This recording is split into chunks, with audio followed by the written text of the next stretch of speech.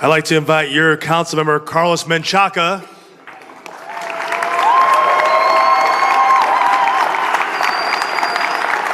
and your mayor, Bill de Blasio.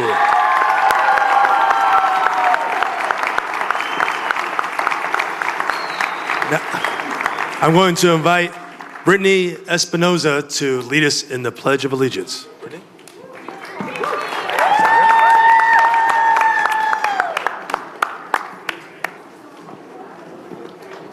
I pledge allegiance to the flag of the United States of America and to the republic which to stand for one nation under God, indivisible, with liberty and justice for all. Thank you. Everyone, let's hear it for Brittany. Great job, Brittany. So I'd like to thank our hosts of this evening, MS88, Eileen Mitchell, Principal, and PSK 53, Heather Lycom, Principal. Also want to thank all the local community and civic organizations that came out tonight. And with that, I'd like to turn it over to your council member, Carlos Menchaca. Buenas noches. Good evening, everyone. I'm so excited to be here with you all. I know we are in the holidays, and so I just want to say that I hope that you and your family and your friends get to celebrate the year. This has not been an easy year for many people. And we want to make sure that in these holidays, whether you're celebrating Hanukkah, Kwanzaa, Christmas, or just celebrating life, that you are honored. Tonight we have a special privilege to experience not just the mayor, but his entire administration. This is an opportunity for us to learn more about the things that are important for us. And I have to tell you, Mr. Mayor, this is an incredible community that is vibrant, with ideas, with questions, with inspiration. MS88, where we are right now, just give them another round of applause for hosting us tonight. Thank you so much, Ms. Mitchell and her entire team. MS88 has a core group of values, from integrity to curiosity, empathy, resilience. These are the things, respect, these are the things that we all share in District 38. And so I'm so excited because tonight you get to ask your question. Tonight, the mayor gets to leave with his administration about the values that we share and the things that we need in our communities. Now, we've already accomplished so much in the last 4 years. Now, I want to ask you really quick, if you worked on these projects, I just want you to stand up and I'm going to go through a few incredible victories. One, anybody here work on the playground in Sunset Park, either sending me an email, going to community board, or making your voices heard? Stand up. Stand up. Second, how many of you are working on the stoplight on Van Brunt? And stay standing up, by the way, stay standing up.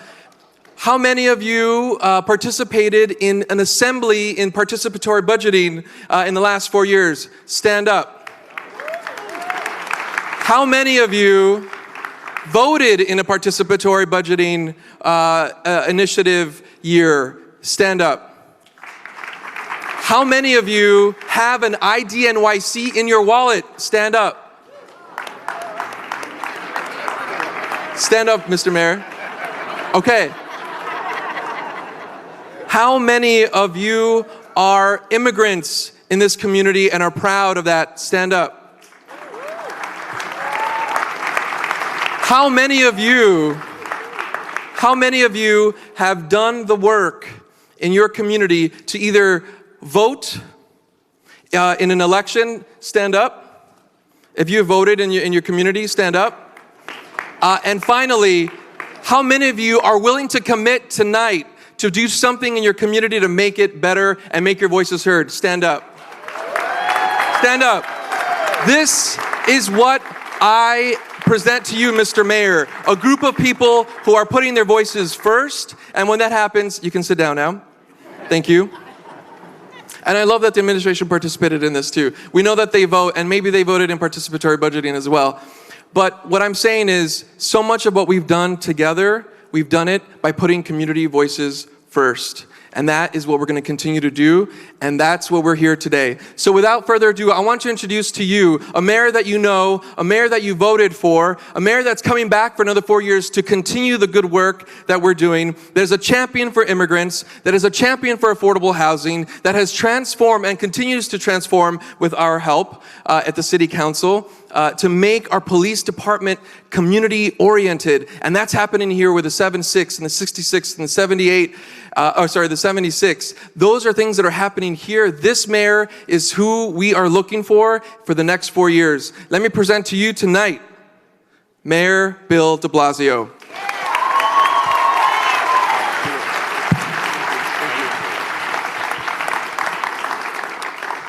Well, everybody, I was so moved when Carlos asked people to stand up and to show what each and every one of you is doing to make the community better and to make the city better. So, Carlos, I really want to tell you that's a very powerful way to show people how much power they have and how much impact they make. So let's give him a round of applause for that great thing he just did.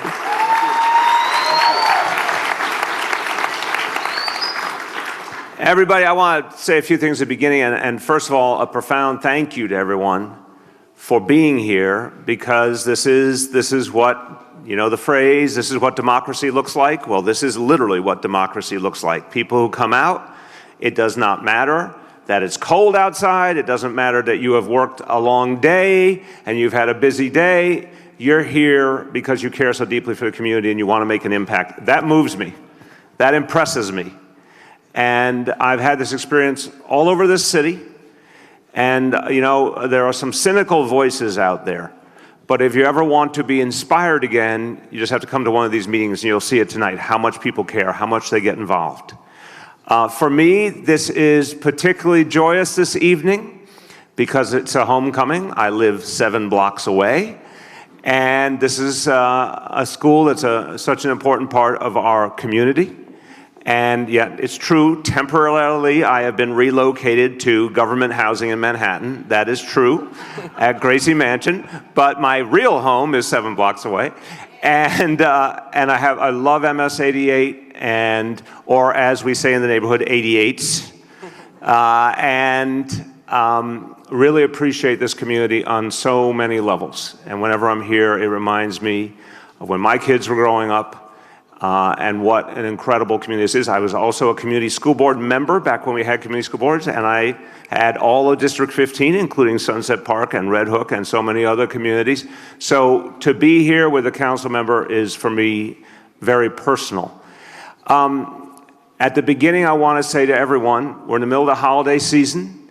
The holiday season is an amazing time on many levels. One of the most amazing things is that New Yorkers actually slow down a little and chill out a little and appreciate each other and the world around us a little bit more. Now, some people, particularly in Washington, D.C., have gotten a little weird lately. I won't name any names, but some people have gotten a little weird about holiday greetings. I feel very good about holiday greetings. I feel the same spirit of Carlos Menchaca, that we are all in this together. So at the outset, I want to give you my personal way of going about the holiday greeting thing that I think works, which is to just acknowledge everything. So Merry Christmas, Happy Hanukkah, Happy Kwanzaa, Happy New Year, Feliz Navidad, Happy Holidays to everybody.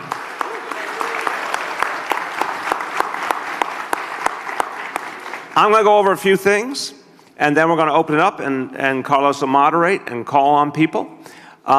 And I just want to say at the outset, I know Carlos will say this again too, that one of the things that makes town hall meetings really work is that we try to get to as many people as possible.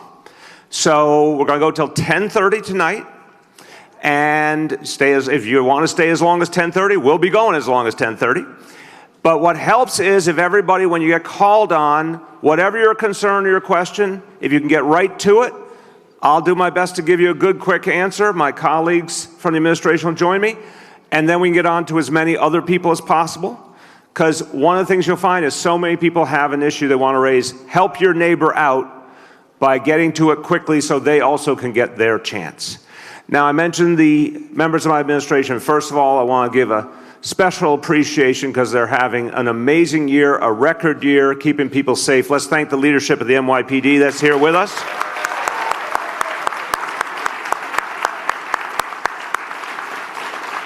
And then over here, as you heard from the council member, the leaders of many of the agencies that have the biggest impact on your lives, they're right here. Now you get a special bonus with every town hall meeting. When we get to 10:30, the formal meeting ends, but they're still right here if you want to come over and see them. And you don't need to make an appointment. You don't need to wait for weeks. They're just standing right here. So whatever your issue is, come over. If there's something you want to follow up on or something that didn't get raised in the meeting, come see them. Now, yes, it will be 10:30 at night, so you might naturally say, it's kind of late. They've been working a long day. They're great public servants. They're very devoted. Is it fair to ask them a question so late at night? Well, I want you to know something. They're so committed to their jobs. They love what they do so much, they will stay here all night if you want them to. So come on over. Now, I want to say about your council member, this is a man who is very passionate about his work. And you heard it there in the beginning. I was very moved by that, as I said. I met Carlos Menchaca after Sandy hit, and I saw the extraordinary work you were doing in Red Hook. You have taken the very best about being an activist into this work as a council member, and you have helped to move on a whole host of issues, important issues for this community, but beyond. I'll give you one, IDNYC, we talked about it, and this is one of the leaders who brought the idea of IDNYC to this city. And because of his leadership, and I love this fact, 1.2 million New Yorkers now have an IDNYC. Let's thank our councilman for all he's done. So now I'm going to give you some quick updates, and then we're going to open it up, but very quick. But I will just give you a little bit of information I think you'll find valuable, and it's also a framing of some of the things I know that matter to you tonight. Obviously, in this community, pretty much every community in New York City, affordability is the #1 issue. People are concerned deeply to be able to still live in their own community, afford their own community, not get displaced from the community they love, and in so many people's cases, a community they help to create, to build, to protect in good times and bad. And so we have been working here in the council district to preserve affordable housing. That means to subsidize. When we say preservation, it's really simple. We subsidize. Someone's in an apartment from the community. They need help to stay in the community. We provide a subsidy so they can stay in their apartment long-term and keep it affordable and pay no more than 30% of their income in rent. That's the plan. So far, we've got about 500 apartments in this council district that have been preserved and subsidized. We're going to continue over the next years because we have a huge affordable housing plan citywide. 300,000 apartments will be either built or preserved and subsidized in place. So far, 500 in this council district, more to come. But also crucial because about 20% of people in the surrounding community, particularly in Sunset Park, live in rent-stabilized housing. And the council member and I know we have to protect rent regulation and, in fact, strengthen it in Albany in the years ahead. But one of the things that's powerful for folks in rent-stabilized housing in particular, the rights that come with that allow us to protect people against harassment, against eviction. The city council has been very strong on this point, working together. The right to counsel law was passed. I was happy to sign it. The right to counsel law is a huge, huge step for this city.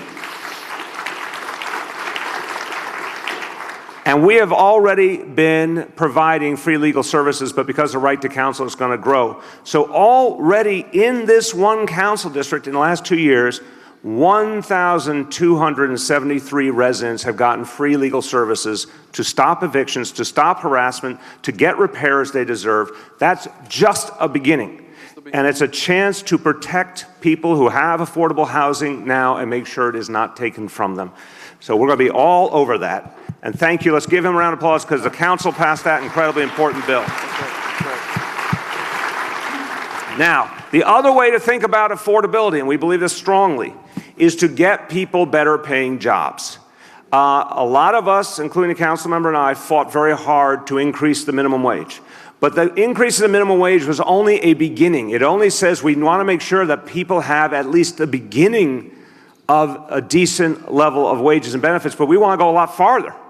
And so my goal is to create more of the kinds of jobs that give people a good, stable income that a family can live on. Manufacturing jobs, jobs in the healthcare field and film and TV and technology and life sciences and all sorts of things in the garment manufacturing industry. There are so many industries where if you get into them, someone is talking about $40,000, $50,000 a year to begin and to be at a sustainable level. This is what we want to see more and more of. Again, we honor all work and we respect all work that people do, and we want to make sure all work comes with a decent minimum wage and decent benefits. But the goal is to get more and more people to a better paying job and one that's really stable for their family. That's why what's going on at Bush Terminal is a good example, the whole Made in New York campus. Here in this broader community, it's a $136 million investment. The focus there is garment manufacturing and film and TV jobs. There will be 1,500 permanent jobs here in the broader neighborhood as a result of that investment. 1,500 good-paying jobs. That is a difference maker. The Brooklyn Army Terminal, that's a $100 million investment. Also, industrial jobs, manufacturing jobs, that's another 1,000 high-quality jobs that people who live in this council district can get to and that can be sustainable for their families. So that's another crucial piece. We see affordability as lower the price of housing in any way we can and protect affordable housing, but also increase the amount of money people have to spend so that they can take care of the number one expense in their life, and that is obviously housing. Also, our public housing. I want to tell you up front, in case this is a concern tonight, so with your help, have been given the privilege of serving for 4 more years. I have a very clear, simple statement about public housing in this city, about NYCHA. We will not allow NYCHA to be privatized. NYCHA is public housing. We will protect it as public housing. And it's one of the biggest sources of affordable housing in the city, 400,000 people. We are also need to do a lot more to make NYCHA buildings better. We have to put a huge amount of investment in. Federal government's walked away in so many ways. We're doing our best in every way we can to invest in NYCHA. One of the biggest needs, and again, this gets back to when Carlos and I first met after Sandy in Red Hook, one of the biggest needs is resiliency. Red Hook houses got the single largest award ever from FEMA, from the Federal Emergency Management Agency. And that is being implemented now, $550 million, over $500 million just for Red Hook houses, just for resiliency. That work is being done. That's going to be a big, big deal going forward to protect the community. A couple more things I want to say. One also related to public housing, and I think some people know this, but I just want to make sure others hear it for the first time if you hadn't. Tomorrow, and this is important for seniors, in Red Hook and in Red Hook houses.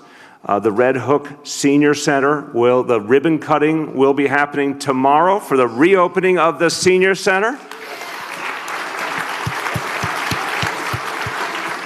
Beautiful. It's going to be beautiful, and it will be open for good in January. So we're really excited about that. Well, okay, a couple other quick topics. Public safety, obviously. Again, on everyone's mind always, PD has been doing an amazing job. In your district, council member, overall crime down across the board. Here in the 7-2 precinct, major crimes down almost 6% this year compared to last year. Let's give them a round of applause. That's a big, big decrease.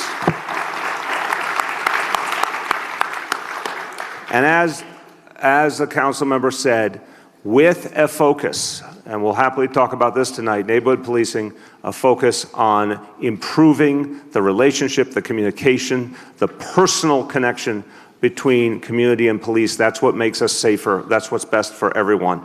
That's going to be a big focus in the next 4 years. On education, I wanted to say a couple things. We are so proud. Our school systems, we got a lot of work to do, but we know we're making progress. We have the highest graduation rate we've ever had. Want to thank all the educators in the room. Give them a round of applause.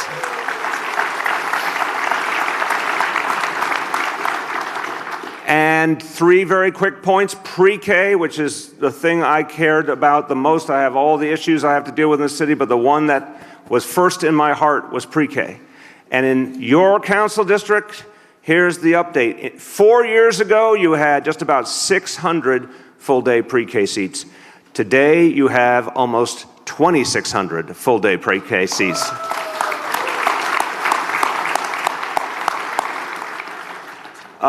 3K is coming next. I'm really excited about this. 3-year-olds, early child education for all 3-year-olds for free. Did I mention it's free? Free, gratis. That's going to be happening every school district by September 2021. So it's going to take a little time to build out. We've already started, but I think it's going to be a game changer. And as everyone in this room knows, if there is a 3-year-old in your life, if you try to find a program, a Head Start, a daycare center, whatever it may be for a 3-year-old, in a lot of cases that will cost you $10,000 or more a year right now, or $15,000. And most families can't even come near paying that. This will be 100% free. And by September 2021, it will be universal in this city. So we're really looking forward to that.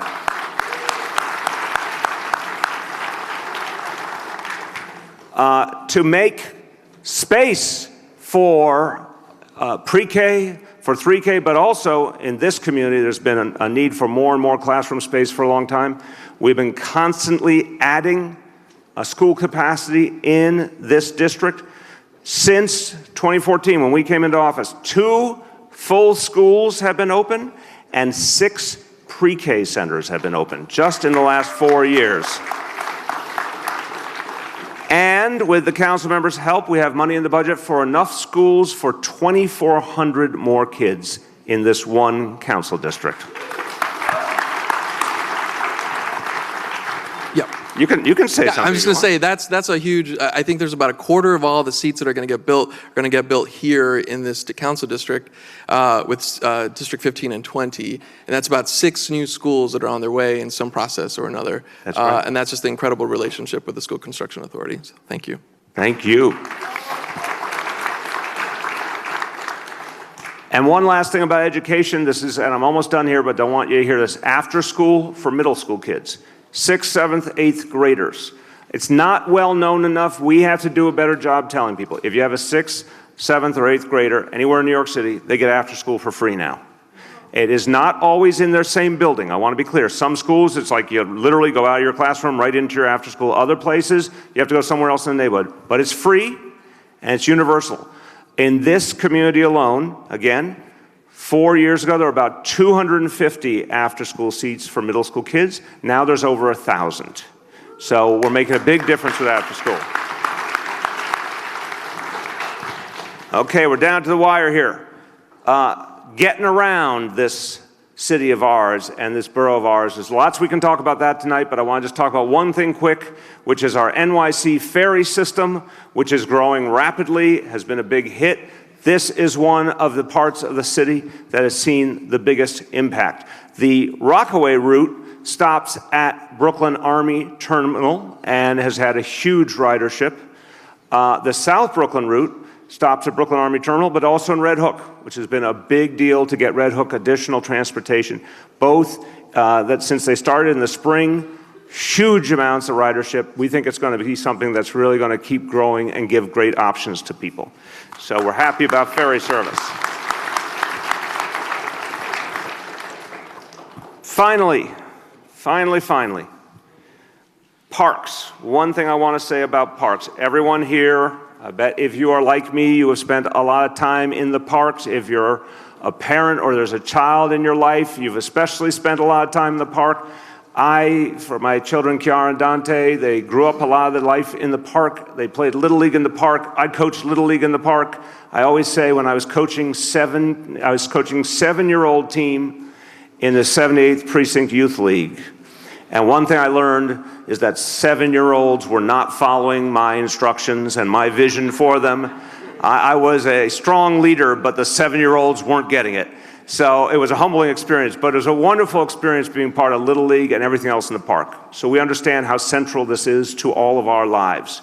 And a park, an area that means so much to people in this council district is Bush Terminal Parks.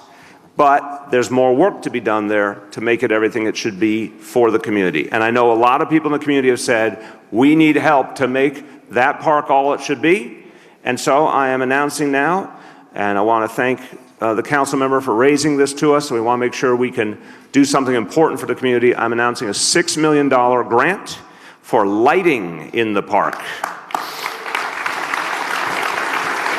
And I just want to add that the lighting and the conversations that people are having in our neighborhood, Mr. Mayor, is that we want to use that park beyond a sunset. And those fields are so important to us. And so that's going to be a huge opportunity for our families. So thank you so much for that. Thank you, Carlos. And that's the whole idea. This means because we'll be able to keep the park really for athletic activity and all be open later and people will be able to use it. It basically means doubling the amount of time that'll be available on those fields. Awesome. So thank you for your advocacy. Huge victory for our community. Thank you. Thank you. You are very welcome. Last thing I want to say before we open up to everyone. So, and this goes beyond just this community, even goes beyond New York City. We saw something happen this year that for all of us was painful, was challenging, and we felt it deeply, even though it happened 1,000 miles or more away, which is when Hurricane Maria hit Puerto Rico. And I think New Yorkers, regardless of what our background is, we felt solidarity with Puerto Rico. We felt the pain and the fear that people were feeling in Puerto Rico. All those days when people couldn't even reach their family members and didn't even know what was going on. So New York City, we said in the very beginning, regardless of what our country does, and I would have liked to have seen our country do a lot more, and our country still can do a lot more for our fellow Americans in Puerto Rico. But New York City said from the beginning, we're going to be in the front, we're going to be in the first wave to help. And here's something I'm proud of. From the day the hurricane hit to today, over 300 New York City employees have gone to Puerto Rico to help the people of Puerto Rico. Isn't that amazing?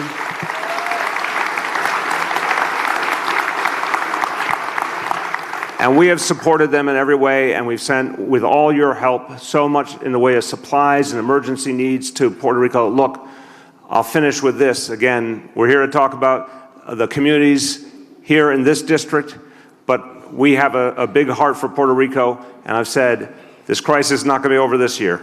It's going to be years, but we're going to be with Puerto Rico every step of the way. So I say presente, council member. All right. And thank you, everybody. Thank you, Mr. Mayor. Thank you so much for your just kind of overview of the different ways that our community has changed relationship with all the agencies in the projects that you heard tonight. But tonight we want to hear from you. So, show of hands, how many people here have a question that they want to ask? Raise your hand. Almost everybody. Okay, great. We're not going to be able to get to everybody tonight, but I want to reiterate what we want to do. We want to make sure that you ask a question. So we want to make sure that you don't bring a speech. We want to make sure you get to your question so that the mayor can answer that. Second, we want to make sure we get to multiple topics. So let's try to get to one question per topic so we can get through the topics. And then finally, I want to let you know that it is a commitment that everyone here tonight will stay as long as needed to get to your question if you want to stay here after we're done and we haven't gotten to you. You have white cards in front of you to make sure that you answer or you write your question if we can't get that answer to you on stage, but we want to make sure that we get to all the questions. Is that fair? Okay, let's make this happen. So let's get the first round of questions here tonight. We actually have a question over here from MS 88 student. You want to answer your question or ask your question over here? Make sure we hear your name. Hi, my name is Jared Burks, and I'm a sixth grader here at MS 88, and I take a dual language class. It's fun to learn Spanish, and I know being bilingual will help me get a better job in the future. Will you continue to support and expand these previous programs? All right, excellent question. Thank you. Thank you. Thank you. What grade are you in? What grade are you in? Sixth grade? Okay. Any sixth grader who is at a town hall meeting on a weeknight asking questions is a very good citizen. Give a round of applause.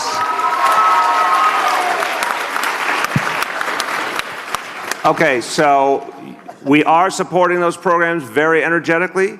We will continue to. Now, your second question is, will we expand? Can't say yet, and I want to be real why.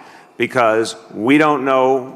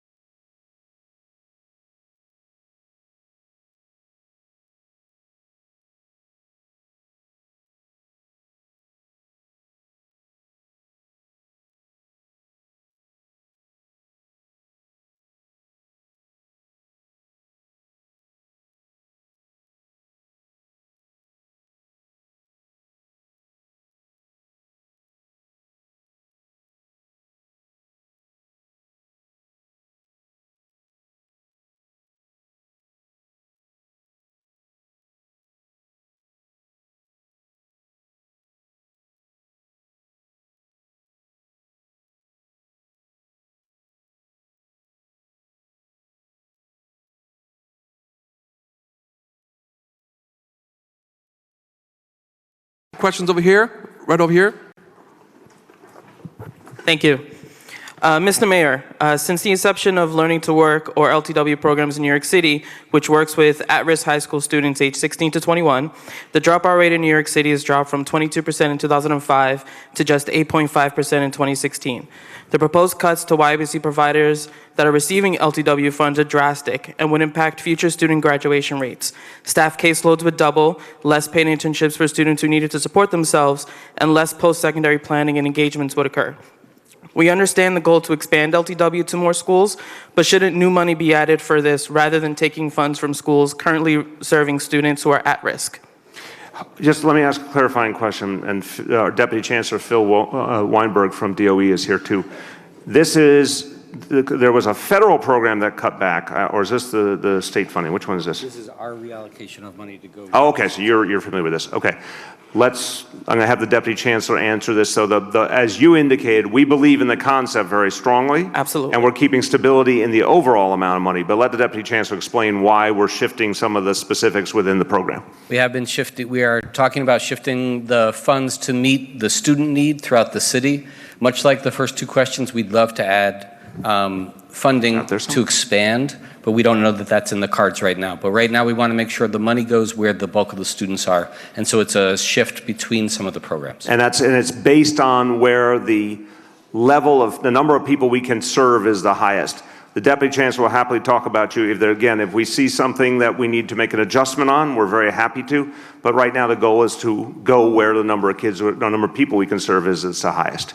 Hey, before we go on, I can't see her yet, but I heard she's here. There she is. Congressmember Nydia Velázquez, thank you so much.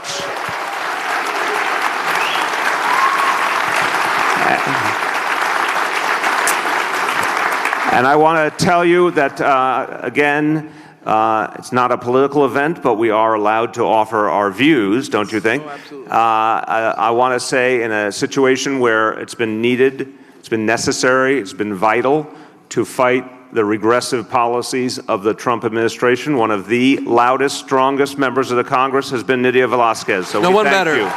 No better. Our luchadora. Thank you for being here tonight, Congresswoman. We're going to go to a question over here, right over here. Hi, thank you. My name is Karen Blondell, and I work with Turning the Tide. Yes. Which is an environmental group in Red Hook and Gowanus. And my question, first of all, I have a list of questions. I did give it to your representative. Good. To be distributed to you. Thank you. My question is in regards to challenges in Red Hook. We have made many valuable recommendations in regards to resiliency, social cohesion, mold, climate change, and environmental challenges like lead in our ball fields, and the integrated flood protection system that we won. All right, but give me one thing you want to focus on. What I want to know is, could public housing residents form a task force in Red Hook in regards to the environmental issues that we face, including the Superfund Gowanus Canal? I'll start, and our chair, Shola Alate, will join me. Look, I think it gets right back to how Councilmember Menchaca started this meeting. We think that maximum involvement is a very good thing, and there's a lot going on in Red Hook. Over $500 million from FEMA just for Red Hook houses, and yes, with the EPA's mandate, what we're doing with the ball fields, there's a whole lot going on. So we want to make sure that residents are, one, informed of everything going on, and two, obviously, if they see things that we need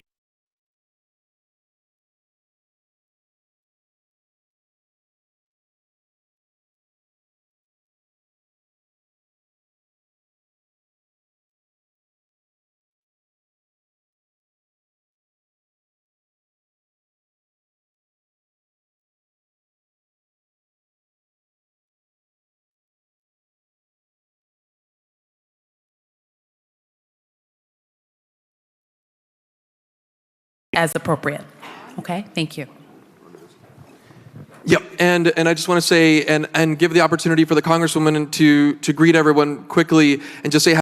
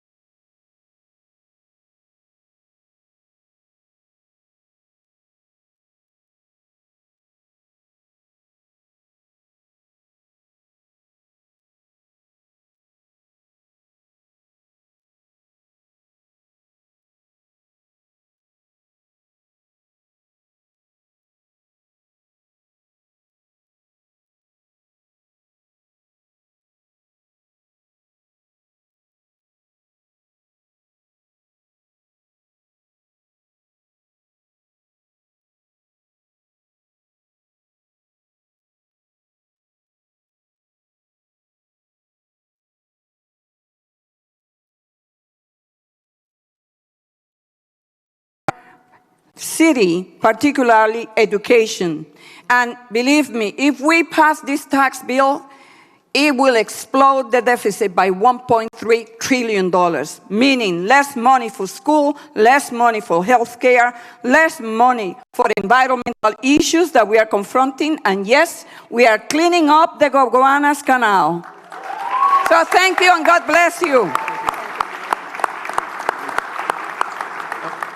Thank you, Congresswoman. I want to ask for a question in Spanish, and then we're going to ask for questions in Chinese as well. So, en español, acá, por favor. The gentleman, no, behind you. Yeah, there you go.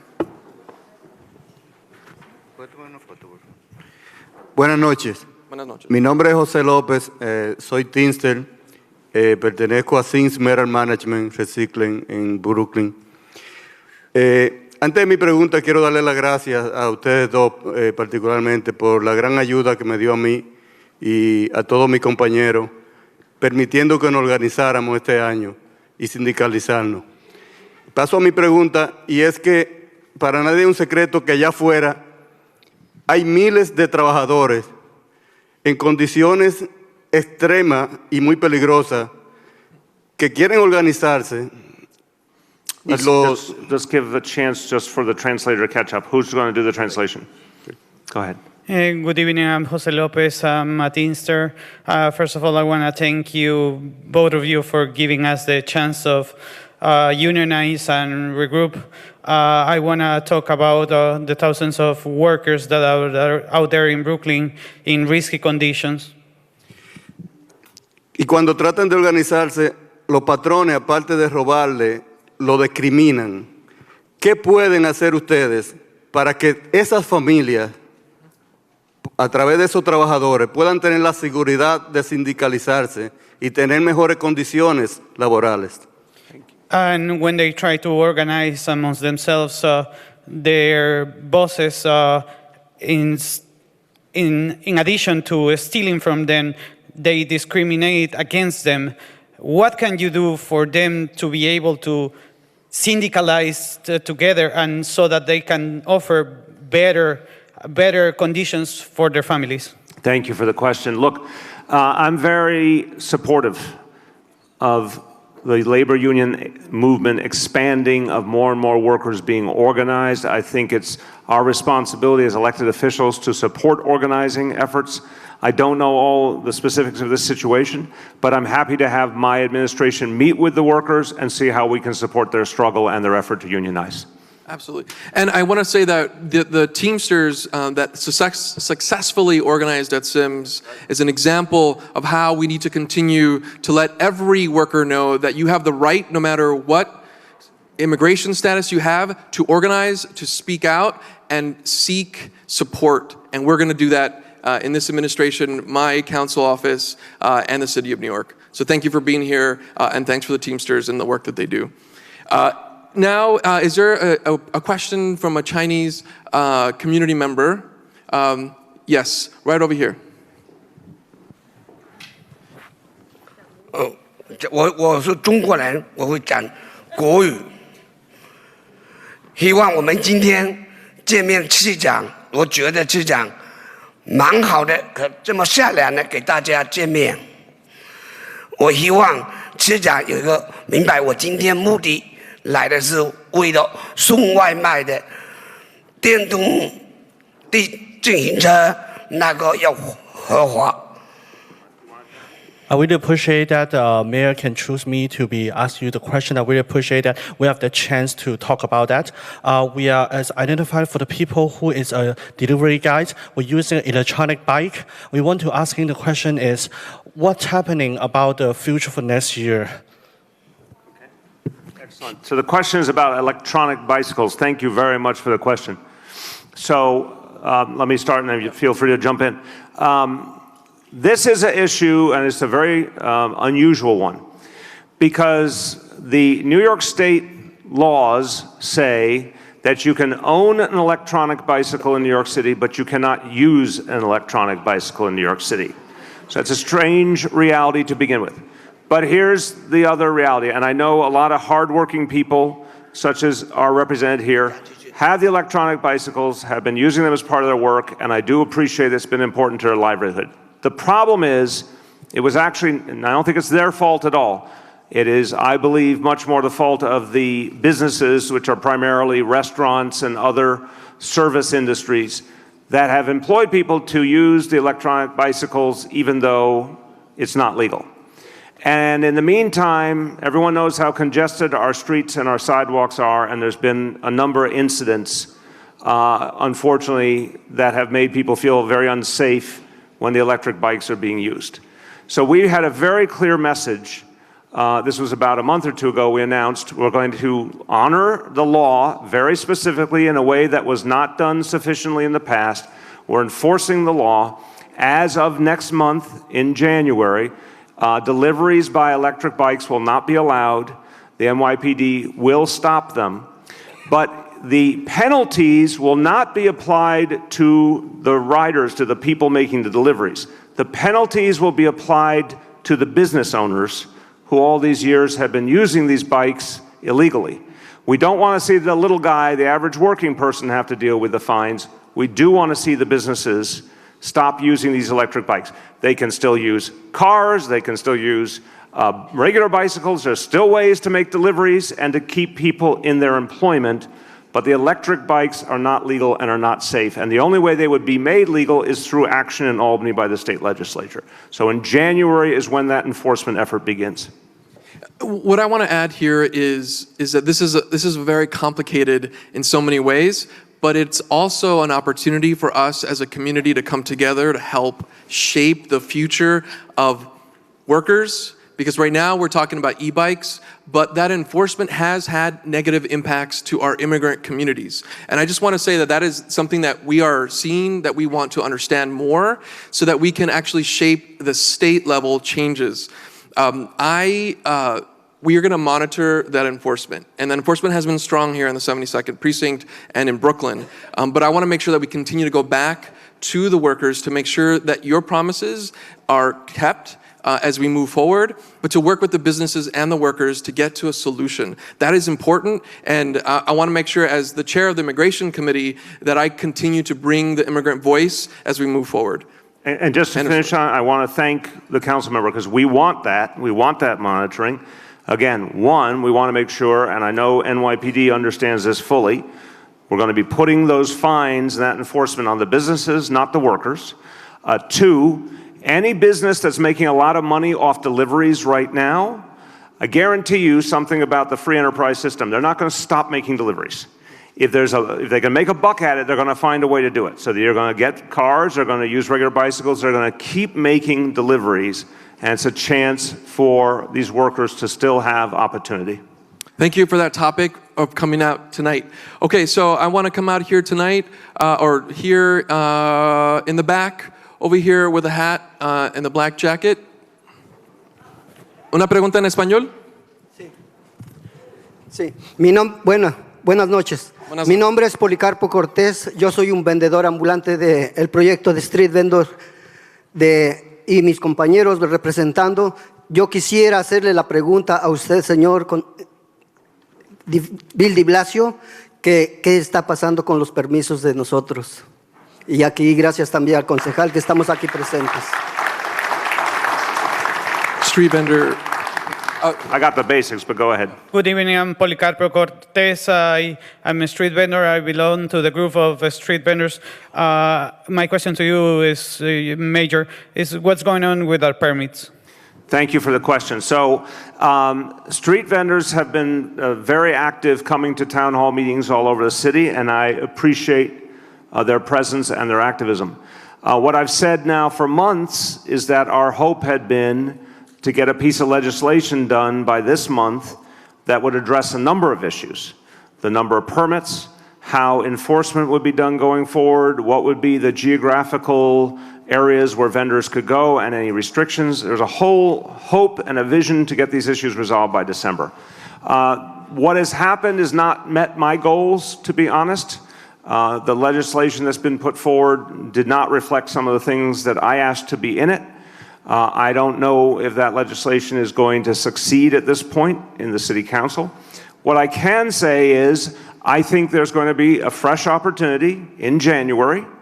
There will be a new City Council, but one that shares a lot of the values of the current City Council. There will be a new City Council speaker.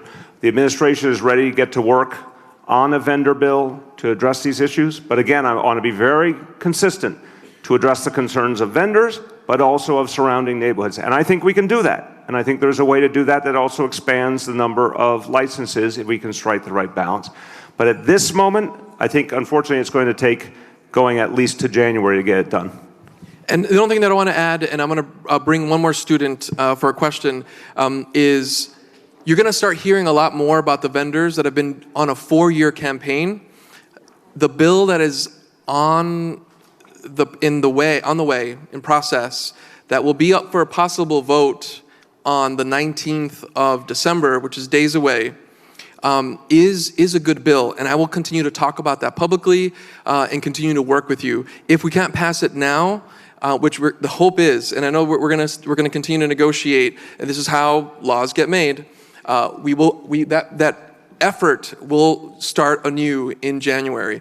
But I do want to say that vendors in our community and in the city are part of the history and the fabric of our incredible community, and it's an opportunity for work. We want to make sure that it's safe and clean, and those are things that I think we share in values with the mayor and the administration and the city council. So don't stop organizing, don't stop using your voice. That is the key thing to say here about e-bikes and street vendors. One more question over here from the kids, from the youth who are leaving tonight. Over here. Yes. Hi, I'm Hannah. I'm in the 7th grade. And here at 88, we have a social emotional teacher, along with several guidance counselors to support people who need it. Unfortunately, some kids suffering from depression and anxiety don't have the support they need. What do you plan on doing to help end teen anxiety and depression? Thank you very much for the question.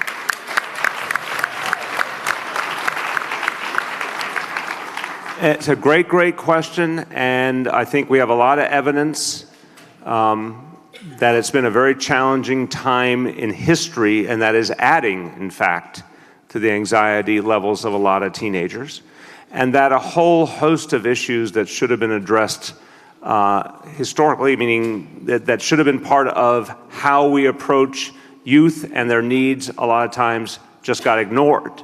And so we've created an initiative, my wife Charlene has led it, called Thrive NYC, which is about making everything from counseling to mental health support services available widely in the city, in different languages and different communities.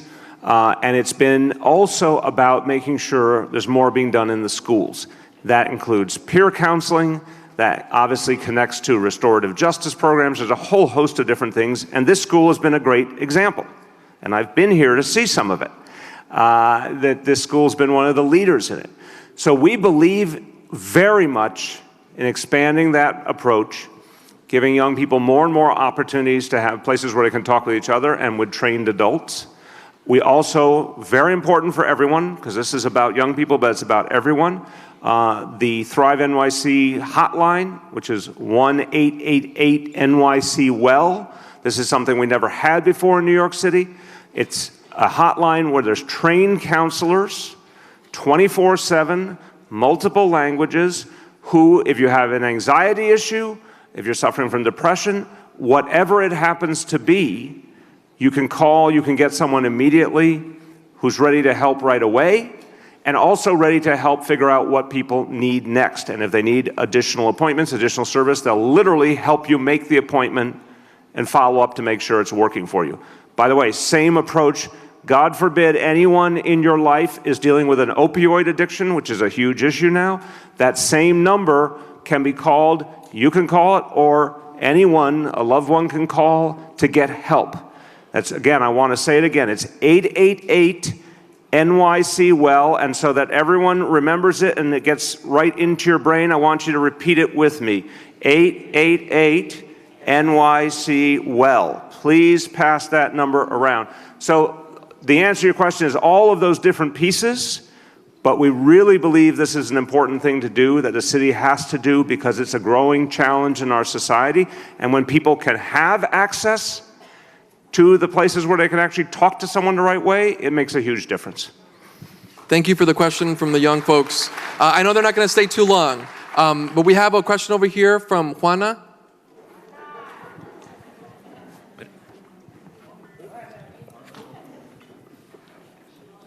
En español. Buenas noches a todos y al alcalde, al cónsul y a todo el mundo. Good evening, everyone, the mayor, councilman, everybody. Mi pregunta es, mi nombre es Juana Narváez, llevo viviendo en Red Hook 40 años. My name is Anna, and I've been living in Red Hook for 40 years. Me gustaría que invitarle al alcalde que visitara Red Hook para que chequeara los apartamentos, porque los apartamentos están dañados. I would like to invite the mayor to come to Red Hook for him to take a look into the apartments, because these apartments are in very bad conditions. Tienen mold, tienen asbesto y tienen plomo. Mi apartamento lo tuve que ir a la corte para que me arreglaran en mi apartamento porque tenía asbesto. These apartments have there's a lot of contamination in them, there's lead, and there are other chemicals, including my apartment, and I've been to court trying to get help for that. Muchas gracias por su pregunta y la invitación. Yes, thank you. Thank you for the question. Look, I've visited Red Hook houses in the past, including in those tough days after Sandy, but even long before that. And I've spent a lot of time with public housing residents, including in their own apartments. I absolutely agree. There are too many buildings where there's huge physical problems that we have to address. We've been very honest, Chair and I, from the beginning, that because for decades and decades, the Housing Authority did not get the investment it deserved, particularly from the federal government. This goes back from 1980 till now. A lot of the buildings have really suffered, and people are suffering as a result. Our job is to consistently address that, but we also have to be very honest with people about what kind of resources we have. So, for example, in the last budget that we did with the City Council, we put $1.3 billion into fixing roofs and fixing the facades of the building, both of which were presenting safety and health problems. The roofs are the #1 cause of the mold. When the roofs are leaking, that's how so much of the mold happens, for example. We're going to continue to invest constantly as much as we can, and we're also working with each building, with the management, with the people who work there, with the residents, to figure out what the priorities are.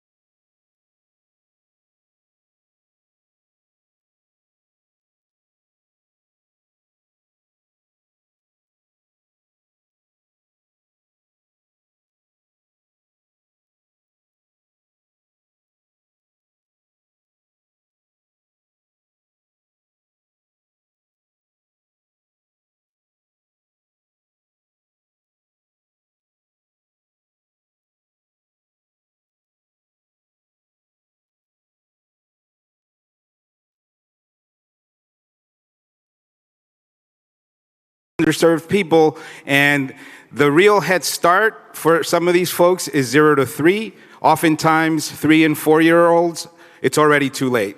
So what's your thinking on that, and what's the city going to do to open up that space? Okay, I want to agree with you on one piece and disagree on another.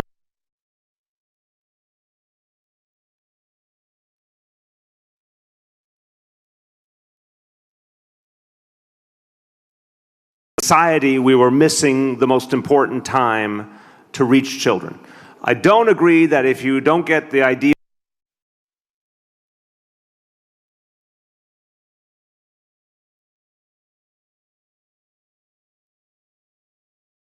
backwards. First, the goal was to say, how are you going to address the needs of children if you don't have universal pre-K? To me, this was just an astounding misstep in the history of New York City, that the thing that would have provided such a strong foundation was missed. We said we're going to right that wrong. We had to create it on a universal level for free. That's been happening. That's been achieved. The next is to do the 3-year-olds, to go the next year down. When we started, we thought it was possibly more than could be reached, but we saw the success of the 4-year-old level. We realized we could reach the 3-year-old level. By September 2021, that will be universal. So then it's 0, 1, 2. And I think the answer is 2 things. Of course, we're going to try and, a lot of the organizations are ready to serve younger kids. It won't be in our public schools, but it will be in community-based organizations. We're going to try and continue to keep them strong so they can reach the 1-year-olds and the 2-year-olds. But I think the other thing is at home. So for example, we're trying to teach people, we're literally with our outreach workers, to focus on talking to your baby, singing to your baby, all the stuff that develops vocabulary literally from the first days of their lives and consistently. That's something I think the city can do a lot more on, helping parents very early on to understand those techniques. But what I'm really excited about is this used to not be talked about at all, and I really appreciate your question. Early child education was a stepchild. If you talk about issues that people talked about and was on the front pages, it used to be ignored entirely. Now, everyone knows what's happening in New York. Everyone knows this is the capital of early child education in the whole country. And again, let's thank all the educators who have been a part of that. Thank you. And there's, Laura, don't you have the biggest pre-K center in the whole city? Yes, hi, my name is Laura Scott, and I am the principal of 2 schools that are near here, and one is a pre-K that has 420 students. And my question is, I was wondering if funds could be set aside for playgrounds for those children. We have a playground nearby, but it can only accommodate 36 kids at a time. So I was wondering if you could put money aside for schools such as mine to have a school playground that is barrier-free. All right, now, first of all, I appreciate the question. Second of all, there is no other school like yours. Yours is the biggest, the pre-K palace, I call it. So, I think the world of you and your work, and that's one of the most renowned pre-K centers in the entire city. So we're going to see if we can help you. I can't commit until I know a little bit more, but I would love to get it done for you. So we will follow up. Melanie from the School Construction Authority will see you right after, and let's see if we might be able to help you with some additional playground capacity. Awesome, and I'll be there along the way as well. Okay, over here on this court, yes, go ahead.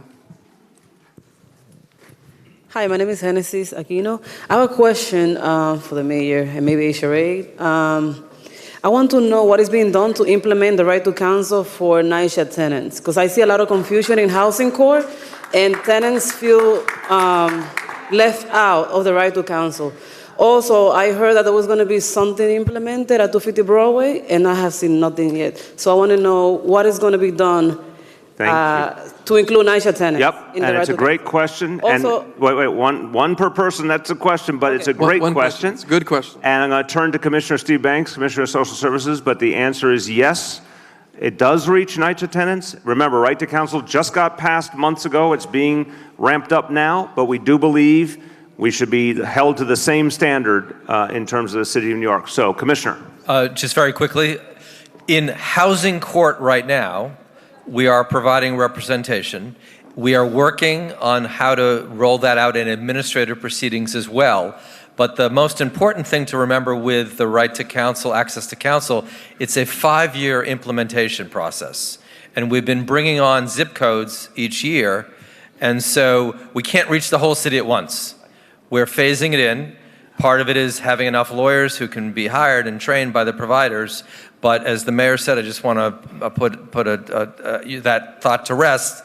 NYCHA tenants right now are being represented in housing court and working on how to roll that out in administrative proceedings. Thank you for that. And that's going to be something that we're going to want to make sure we follow up on, especially for NYCHA. Right over here in the back with the man in the coat. Hello, Mr. Mayor. I have a very short question for you. A lot of parents so worried about New York City's specialized high school exam. They still are talking about that. They worry about this exam will be canceled or replaced by other methods. If you want to change it, we would like to hear how you would like to change it. Thank you. Excellent question. Thank you very much. Okay. This issue, I really appreciate the question because it's an issue that this city needs to come to grips with. Specialized schools like Stuyvesant, Brooklyn Tech, Bronx Science, these are some of the very best schools, not only in this city, but anywhere. The only way you get into them by the current state law is you take a single test, and that's literally the only admissions ability is through one test. I don't believe in that. I don't believe in it. I think, first of all, I do not believe in ever using high-stakes testing alone to make a decision of that magnitude that's going to change the entire future of a child. Some kids test really well. Some kids are brilliant and don't test well. That doesn't make them any less brilliant. And I always say, when you think about the universities in this country, the most renowned universities don't do their admissions by a single test. They look at grades, they look at extracurricular activities and essays and interviews and everything. So the system I would like to create is that kind of model where you take a bunch of different, you take a number of different elements and those are considered in the admission. That can only happen with state law. The city does not make that decision. The state legislature makes that decision. I am asking the state legislature to change. Honestly, they've not been willing to do it. So do I think it's going to change right away? No. Do I think it could change in the next few years? Yes. The final thing I want to say, this city, unlike the vast majority of cities, we have every kind of people represented here. Our communities of all different backgrounds are strong. We have a large Asian community, Latino community, African American community, white community. We have the whole spectrum. We don't have any one dominant community in New York City. We're made up of all people. But if you look at Stuyvesant High School, the last time I checked, it was only 7% black and Latino. This city's well over 50% black and Latino, but Stuyvesant High School was less than 7%. That's not representative. That's not fair. That's one example of why we have to change it. Thank you, Mr. Mayor. Thank you, Mr. Mayor. And we have on this section a youth in the back who's still here at 20? Go ahead, ask your question. Hi, my name is Nathan Feldman. I'm an 8th grader at MS88, and I help out with the Billion Oyster Project. I think it's really cool to do hands-on research with live creatures. And my question is are you going to continue to support the Billion Oyster Project and other science-related projects that support a clean environment? Thank you. Thank you for that question. Yes. Nathan, the answer is yes. Keep getting those oysters out there, okay? Because we love it. Thank you for everything you're doing. Awesome. Thank you.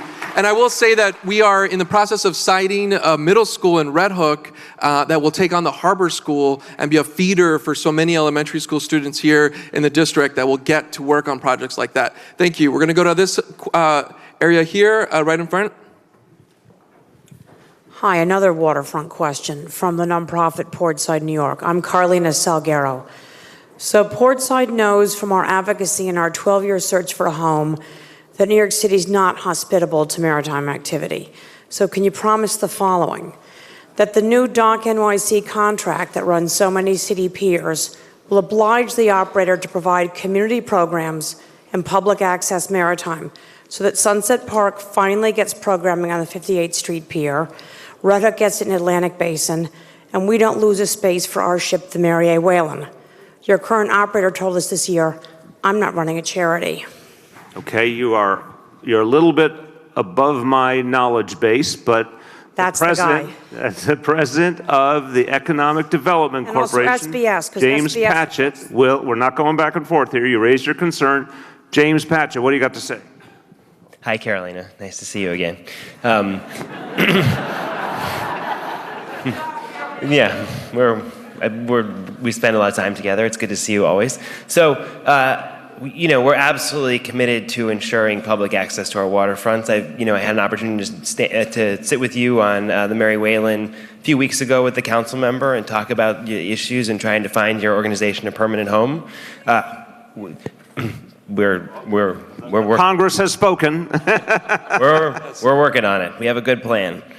So absolutely, we're committed to public access. We're committed to ensuring that Dock NYC is inclusive of community needs, provides support, and also public investment, including across Sunset Park and Red Hook, which means access for local fishermen who've been using the piers for years, waterfront access, new plazas, everything. I'd love to talk more about the specific issues you raised tonight.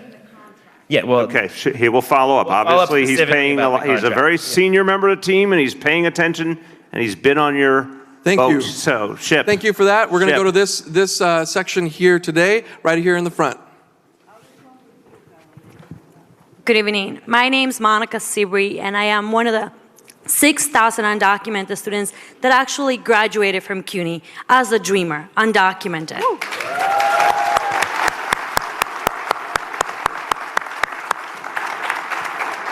But I only made it because while you were a public advocate, you created a program called the Dream Fellowship for undocumented students to partially pay their tuition and give them professional development.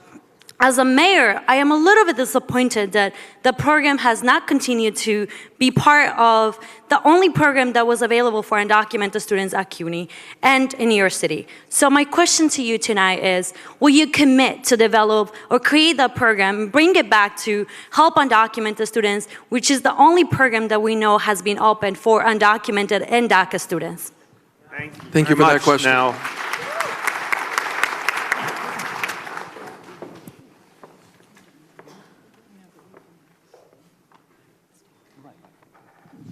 okay, so we need to find the resources to make that happen, and it is, you're right, it's a very good idea, it worked previously.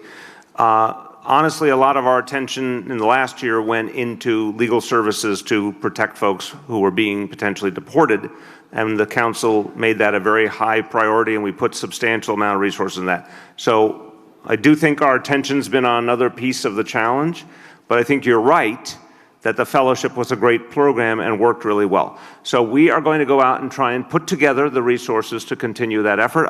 We will give you a report back. Bida Mustafi is running our Mayor's Office of Immigrant Affairs. She will follow up with you on the next steps and what we can do. Absolutely. Monica and I speak often. Okay, thank you. Thank you for that question and that commitment to education. Okay, we want to go here in the front first, and then we're going to go to the back. Mr. Mayor, thank you for continuing the dialogue with the community. Everybody appreciates it. Thank you. Ben Margolis with SBIDC, the Southwest Brooklyn Industrial Development Corporation. Question on jobs. The city partners with us, as it does with many organizations, to manage and support and invest in the industrial business zone. In our case, it's the Southwest Brooklyn Industrial Business Zone. Can we get a commitment from the administration to really study and understand and make priority investments in the IBZ in order to create not just quality jobs, but quality careers for local residents, especially in a district like this? Thank you. Thank you. So I'll let James get into detail, but the basic answer is I believe that's what we're doing, and obviously there's something we have to fine tune, we will. The whole goal, we have the 100,000 job plan. The focus is, and this was a standard we set, we wanted to see jobs where people would be at 50,000 either immediately or soon into their work and then would sustain at that level or higher. Heavy focus on industrial and manufacturing jobs. We believe there's a lot of places, and what you're doing is a great example, that can support many more such jobs, and we believe there's a growing need and a growing market. So I think we're pretty aligned, but in terms of the specifics, James. Sure. So it's good to see you. We're very fortunate in Sunset Park to have wonderful support from our task force, which is led by the council member and your organization, to talk about these issues on a regular basis. As you know, we are absolutely committed to investing in this area. The city, under the mayor's leadership with the council member's support, has invested over $300 million between Brooklyn Army Terminal and Bush Terminal to try and meaningfully advance the amount of jobs. That has brought us up to almost 5,000 jobs in the city assets in the IBZ. We also want to be supporting... Can you tell everybody what the IBZ is really quick? Oh, Industrial Business Zone, which is the industrial area of the city that is designated specifically for industrial use. So in addition to that, we have many programs available specifically to provide tax incentives and other programs for private businesses to advance industrial jobs, businesses that are providing good quality jobs and pathways for New Yorkers, especially local jobs. So we'd love to continue to work with you to continue to invest and to support private businesses as well as getting more businesses with good jobs into city assets. So can I just, I'm going to just follow your question for you. Just in terms of focusing activity in IBZs, promoting IBZs, maximizing IBZs, any way you want to say it, I want a little bit sharper answer so everyone understands. Let's give an example, a specific of something we're doing along those lines. Well, this IBZ is of near and dear to my heart because as it happens, we, EDC in the city, have 6 million square feet of space. We are primarily investing in those assets to get good jobs directly into the city assets so that we have thousands of people working in jobs that pay good wages directly in city assets. We have the ability to provide long-term leases to people with affordable rents, which allows them to support their workers and businesses for the long term. Outside of our walls, we're also investing in the streets to make it easier for trucks to move around, in sewer issues to address long-time concerns of the neighborhood and address a lot of the other infrastructure to support all of the businesses' needs. Perfect. Thank you. Thank you for that question. In the back, Ryan.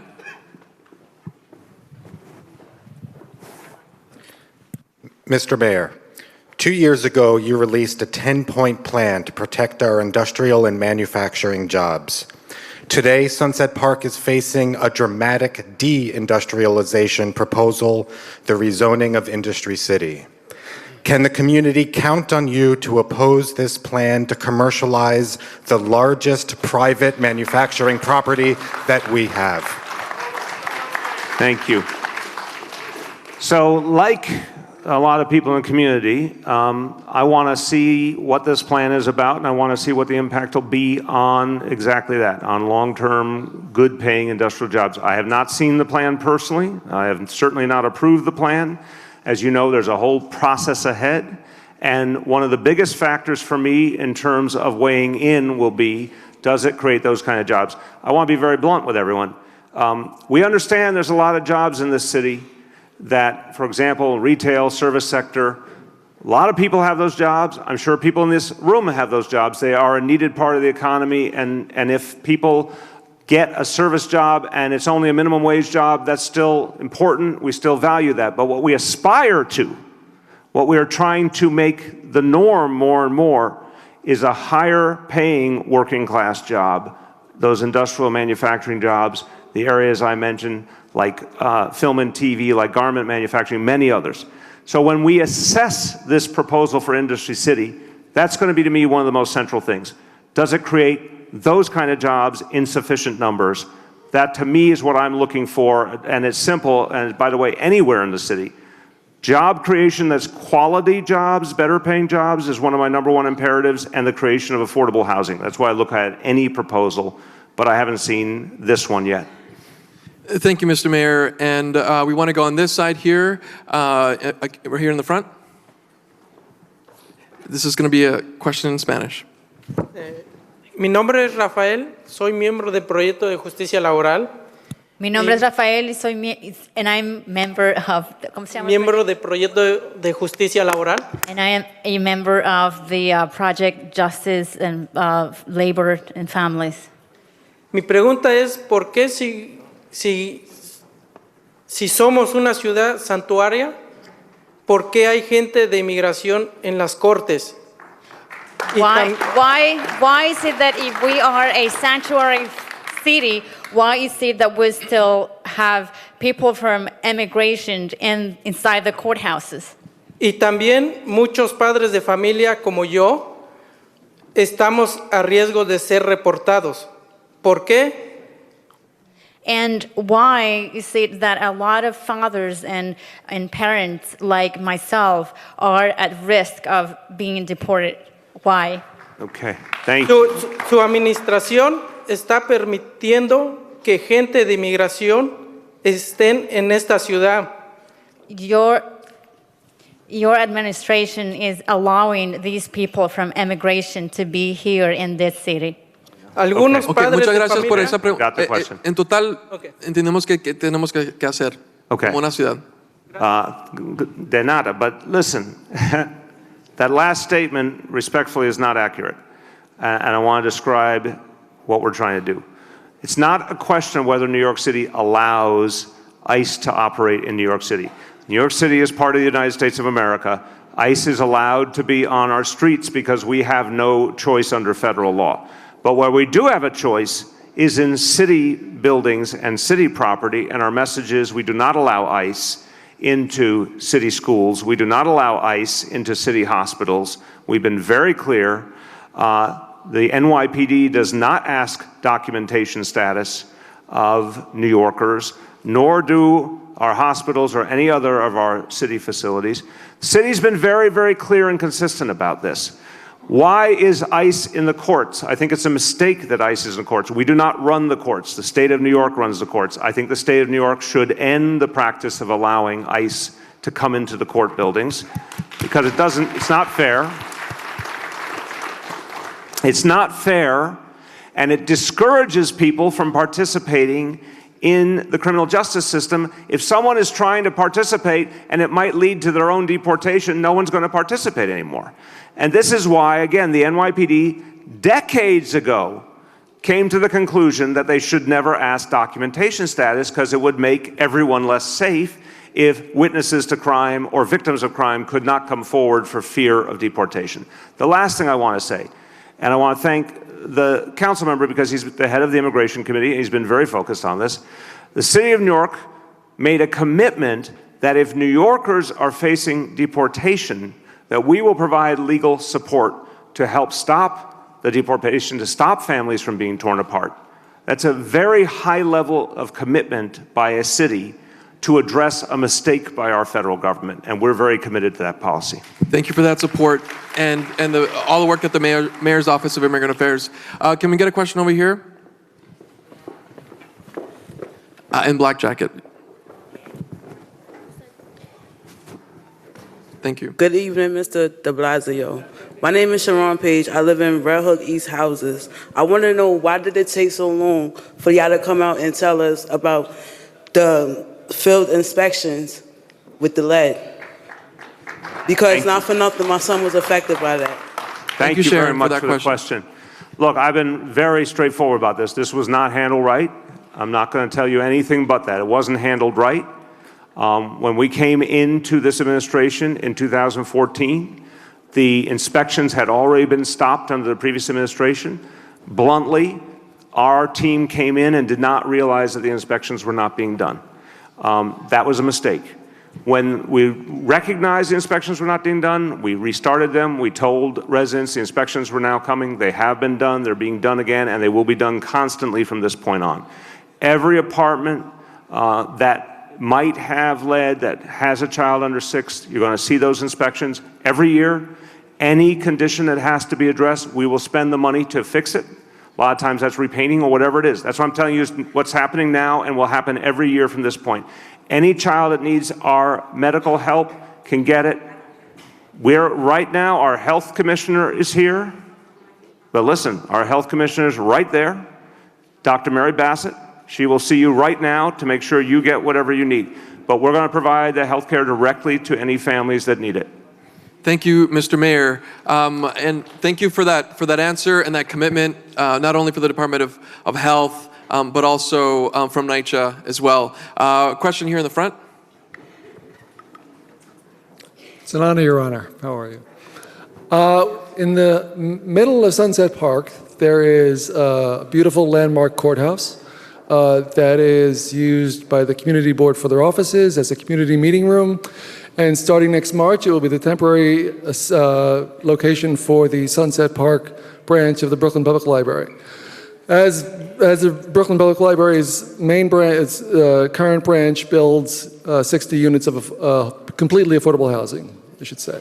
Can you make a commitment to keep that space, which is currently run by the NYPD for various back office purposes, as a multi-purpose community space, which has 48,000 square feet, mostly unused, and into perpetuity, perhaps? Thank you. Thanks for the question. Thank you for that question. Thank you. Thank you. So look, again, when I have a town hall meeting, I try to be very clear. If there's something I can commit to, if there's something I'm not ready to commit to, I'll try and be very straightforward about it. This is one I can't commit to at this moment. I'll tell you why. First, of course, as you said, the library needs the space in the short term. Second, we have to first understand what NYPD needs for the long term. And that's very important because they have had that historical role in the space. We'll assess that as we get to the time that the library is going to be departing. We'll certainly be assessing what the options are. So I hear you that it's a community concern, can't commit to it yet, but I do commit to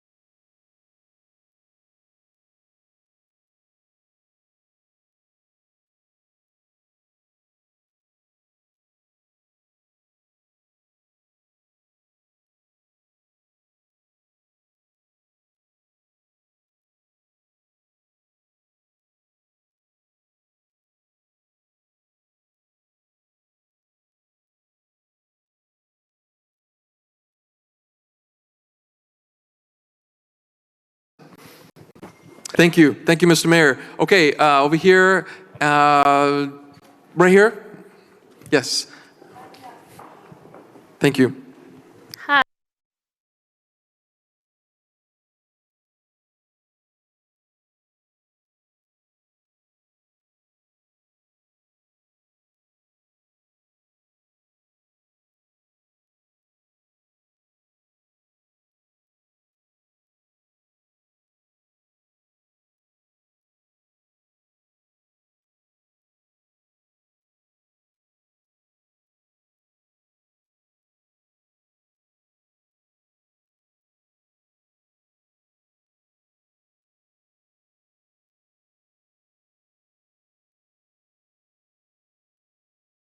With that being said, transportation is incredibly difficult in this city, and we see those barriers every single day. Yeah. I wanted to know what happened to that light rail, because Industry City is right there on 3rd Avenue, and that would make things a little bit easier to get around. All right. Thank you.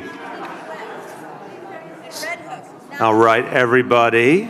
I appreciate the question. Everyone, look, I'm the person who proposed that we do the BQX. It's been stereotyped. In my opinion, I respect any critique and any concern, but I just want to give my own views directly, not through a filter. Allow me to finish my statement, then you can get a chance to ask your question or raise your concern. Not through anybody else's prism, because people, I think, honestly have said, oh, this is somebody else trying to do this. No, I proposed it.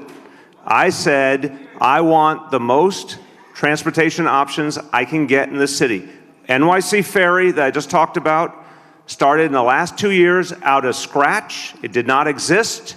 There was no such thing. We created a whole new approach where there's going to be ferry service now. You already have it in a lot of places. It's going to keep growing around the city.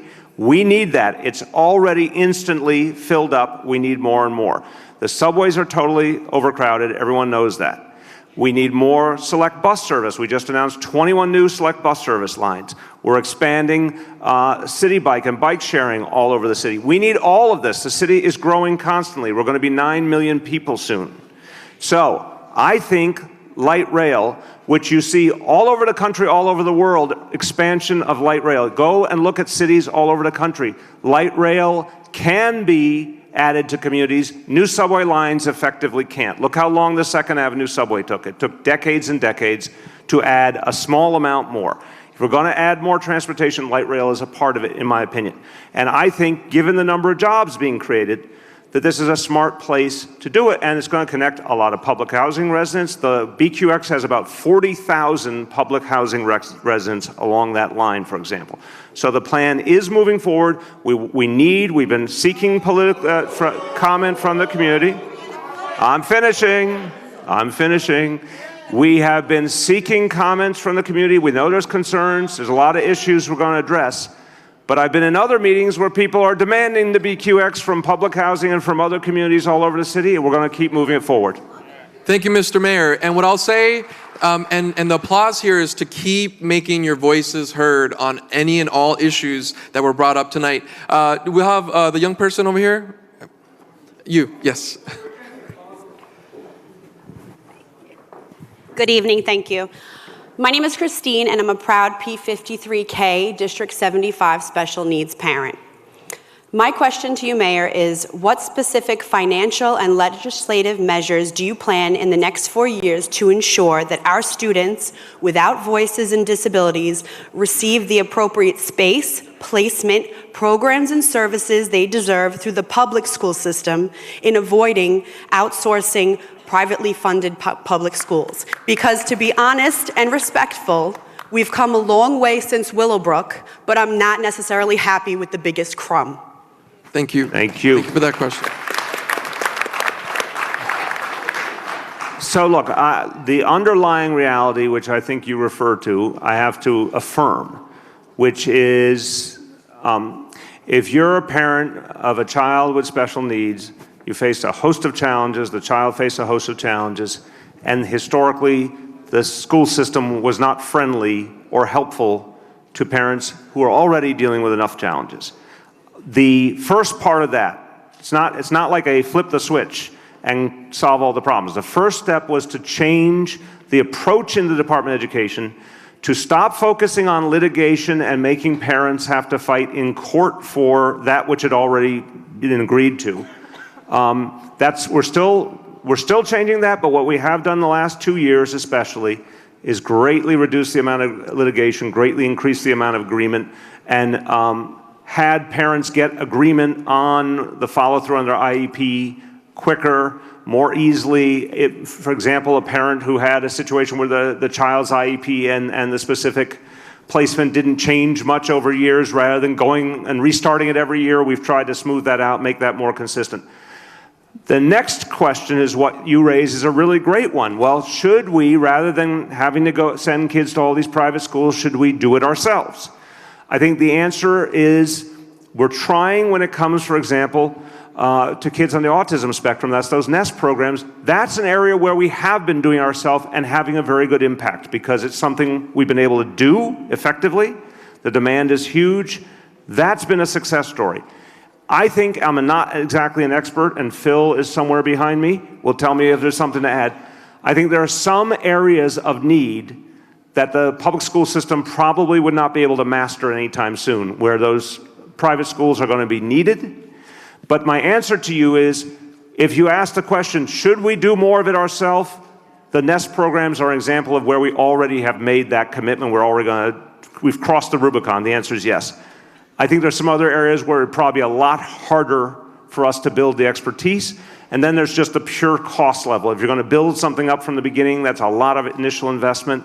Some cases I think we can do it, some cases we can't. Tell me what I missed. No, you didn't miss anything. We've changed the approach, as the mayor described. It's not going to be perfect. There are tons and tons of obstacles, but we are committed to making it better, easier for families, and making better options for students available in this. But can I have the Deputy Chancellor see you after? Because if there's a specific idea, I mean, once upon a time there were no NEST programs. People started agitating for them. That idea worked. If you have a specific idea, something we should pursue that might be within our reach, we'd like to pursue that with you. Okay? Thank you. And if we, right here in the front, please. Good evening, everyone. So, Mr. Mayor, I have heard you talking about Higher. There you go. education. My question is on education, actually. I have a 16-year-old who is struggling in high school, and I heard you have great programs for pre-K and middle school. But what about our high school kids that are in risk of not graduating from school? Do you have any plans for those children that are about to graduate from school and they cannot struggle with the schoolwork because there's no resources for them to continue their education to graduate? Thank you for the question very much. So let me start and then turn to the Deputy Chancellor. Look, I can say there's something very good happening in general because we have the highest graduation rate in the history of the city. We have the lowest dropout rate. We have the highest level of college readiness. Something good is happening in general. But there's still a lot of kids, I agree with you, who need more help than they're getting. In some schools, we've been able to add a lot more guidance counseling. In some schools, we've been able to add more academic enrichment. It really depends on the individual situation. Phil, speak to, just in general, what we're trying to do to help kids who might not be on track to graduate. And then I'd also like the Deputy Chancellor to follow up with you to make sure, because he can follow up with your child's school, to make sure that we're doing everything we can for your child as well. Adding resources where we can. It's never possible to do everything we want.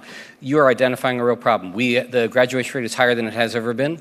The graduation rate for students with special needs is also higher, but it hasn't grown fast enough, and we agree with you. We are trying to make sure that our efforts in our classrooms reach all of our students, every single one. We're not looking to make sure we target a specific group of students, and every one of our students matters to us. I'd like to talk to you more before we're done tonight. Thanks. Thank you, so don't leave tonight without talking to the Deputy Chancellor. In the middle over here, with a hat. Good evening, Mayor. I have a nephew that attends the Harbor School on Governor's Island, but unfortunately he has to take a bus, a train, and a ferry to get there. We don't have 5-day service for him, but this summer, almost like probably the last 3 weeks before school ended, he got hit by a car riding back from the train station. Is he okay now? He's okay now, but he was out for almost a week. But thank you for visiting Zero because the police were there in no time. Excellent. But how can we get 5-day ferry service for these students who go to the Harbor School on Governor's Island? Okay, good question. All right, I'm looking at Department of Education, I'm looking at EDC that runs the ferries because I don't know the answer to that question. Do we know what the current situation is with the kids going to Harbor School? Yes, you do. Phil? The ferry runs on school schedule, so I'm not sure when he wouldn't have a ferry to school. There's no other way to get to the school. I just want to, I'm not going to step in too much, but I will say that he's asking about Red Hook connection. Oh, the ferry from Red Hook? From Red Hook, Atlantic Basin to Governor's Island for school. So the transportation to the school right now is from Lower Manhattan. And I hear you. I don't know if we can. Okay, so let me ask a question. I think it's a tough one. Remember, this is it's a little more than running a school bus here, so this is a little bit bigger deal. How many kids go to the school? How many kids go to Harbor? Roughly? I think around 500. 500, and let's find out how many are from Brooklyn, how many from Manhattan, et cetera. It's a new one on me. I think it's a tough one, honestly, to run a boat just for a small group of kids, just for a brief period. But we will take a look at it. Can't hurt to look. And it really depends on where the kids are coming from, and maybe we can find a creative solution. Deputy Chancellor, will you follow up directly? Sure. Thank you very much. Thank you for that question. And remember, the Harbor School is in process right now. And one of the great things is that we can actually start anticipating that need and that feeder, the kind of feeder transportation need on that. Okay, on this side right here in the front, right next to you. Thank you. Hello, my question and comment actually for the mayor. I'll wait for you now. Hi, good evening. My name is Noelle. I'm a longtime resident of Sunset Park, and I'm here because police community relations have radically improved in our neighborhood thanks to Inspector Deputy Emmanuel Gonzalez and his willingness to work with community watchdog groups such as El Grito de Sunset Park. We're talking about historically polar opposites of the spectrum. So we want to see more of this. We want to see people like Emmanuel Gonzalez promoted. We want to see in the top brass the kind of community leadership, the kind of bridge building that we've seen in his work. And I am hoping that you can make this commitment tonight to let's see this change. Let's allow folks to grow, and let's see more Latino, Black, and officers of color rise in the ranks and improve these community relations. Thank you very, very much. Well, I want to thank you, and I want to thank everyone at El Grito and the other organizations that have been fighting for a fairer relationship, and I think that advocacy has had a big impact. I want to say that the inspector is, with the colleagues sitting around him, they're, in my opinion, part of a new breed that has been systematically brought up through the ranks. And I want to say, I'll state the obvious. What I look for, and I know our commissioner looks for, is people who believe in their heart in the neighborhood policing philosophy and believe the only way to effectively police is with that deep partnership and communication with the community. I believe, and you can see it in my administration, I believe in a government that looks like New York City. I believe in a police department that looks like New York City, the rank and file, and up through the leadership ranks. I would also say that some of the strongest believers in the neighborhood policing approach are people like Commissioner O'Neill, he's been there almost 35 years, but philosophically is a deep, deep believer and is constantly looking to support young up-and-coming leaders who share that view. So I think we're really well aligned, and I think you'll see with every passing year more and more of such leaders emerging. Thank you. And I just want to underscore the promotion of our Latino, not only inspectors, but across the board, bringing more captains up. And I also want to applaud the work that Inspector Gonzalez is doing. Okay, let's go on this side here, right here, or actually right here in the front. Thank you so much. I want to thank you, number one, for signing the public mandatory lactation room bill. Yes. That's really important for the whole city. Thank you for signing the bill to repeal the racist and homophobic cabaret law that has been on the books for 91 years. It only took 91 years. You give us 91 years, we'll fix it. I live in Red Hook, lived there for 10 years. My name's Kiki.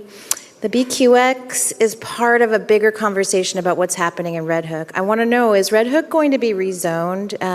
Your legislation for getting the right to counsel saved my apartment, my rent-stabilized apartment. My landlord still harasses me. This is something that we're all worried about because with the BQX, where's it going to go? Where are you putting this thing? We already have tight streets and our houses shake from buses going by, right? So there's that part of it. The second part let's well, where's our crosstown bus? Just bring back that Union Street bus. Why can't we just improve the infrastructure of the buses that's already there instead of putting in this BQX that will only service, come on, who's supporting it? Two Trees, Tishman Spires, Red Hook Initiative, JetBlue. Okay. Thank you. I got your point. Those are not Red Hook I want to residents. speak to it. I'm going to speak to it. Just want to say it all. Thank That's you. all I have to say. Thank you very much. Thank you. Thank you, Kiki. Thank you. So first, on the question of the harassment that you're receiving from your landlord, we need to address that because, but are they succeeding in getting the landlord to back off? I'll be at my house tomorrow at 6 o'clock to meet with our tenants. Okay, because just very... Excellent. Okay, now I'm going to talk now. So I want to make sure, just if at any point you don't feel that's succeeding, we need to know so we can come in and reinforce because we do not want to let any landlord harassment continue. Because it's not only for you, it's to prove everywhere to landlords they can't get away with it. On the question, look, so the developers who believe in a vision is not necessarily what's motivating me or the same vision. My view, and you look at the whole route of the BQX, it is about maximizing mass transit options. This is a place in the city where we can do it. There's a huge number of people. It's 400,000 people and about 100,000 jobs along that route, and many of the areas are underserved by mass transit. These are just facts. Now, I understand, wait, we're not doing back and forth. You got your point, I'm responding to your point. Okay, look. Here's how a town hall meeting works. You got your point in, I'm gonna answer, it's the only way it works. So, of course, I understand the gentrification pressure. So you also asked in the beginning, is there going to be rezoning? So I got no plan for rezoning. I don't want a rezoning. I know this community very well. I want a lot more industrial jobs. I want a lot more manufacturing jobs. I want jobs that'll be really good. In fact, a lot of those jobs that have been created have been, the people in this community have gotten those jobs and are able to continue living in this community because they're getting a better level of pay. That's what we're trying to do.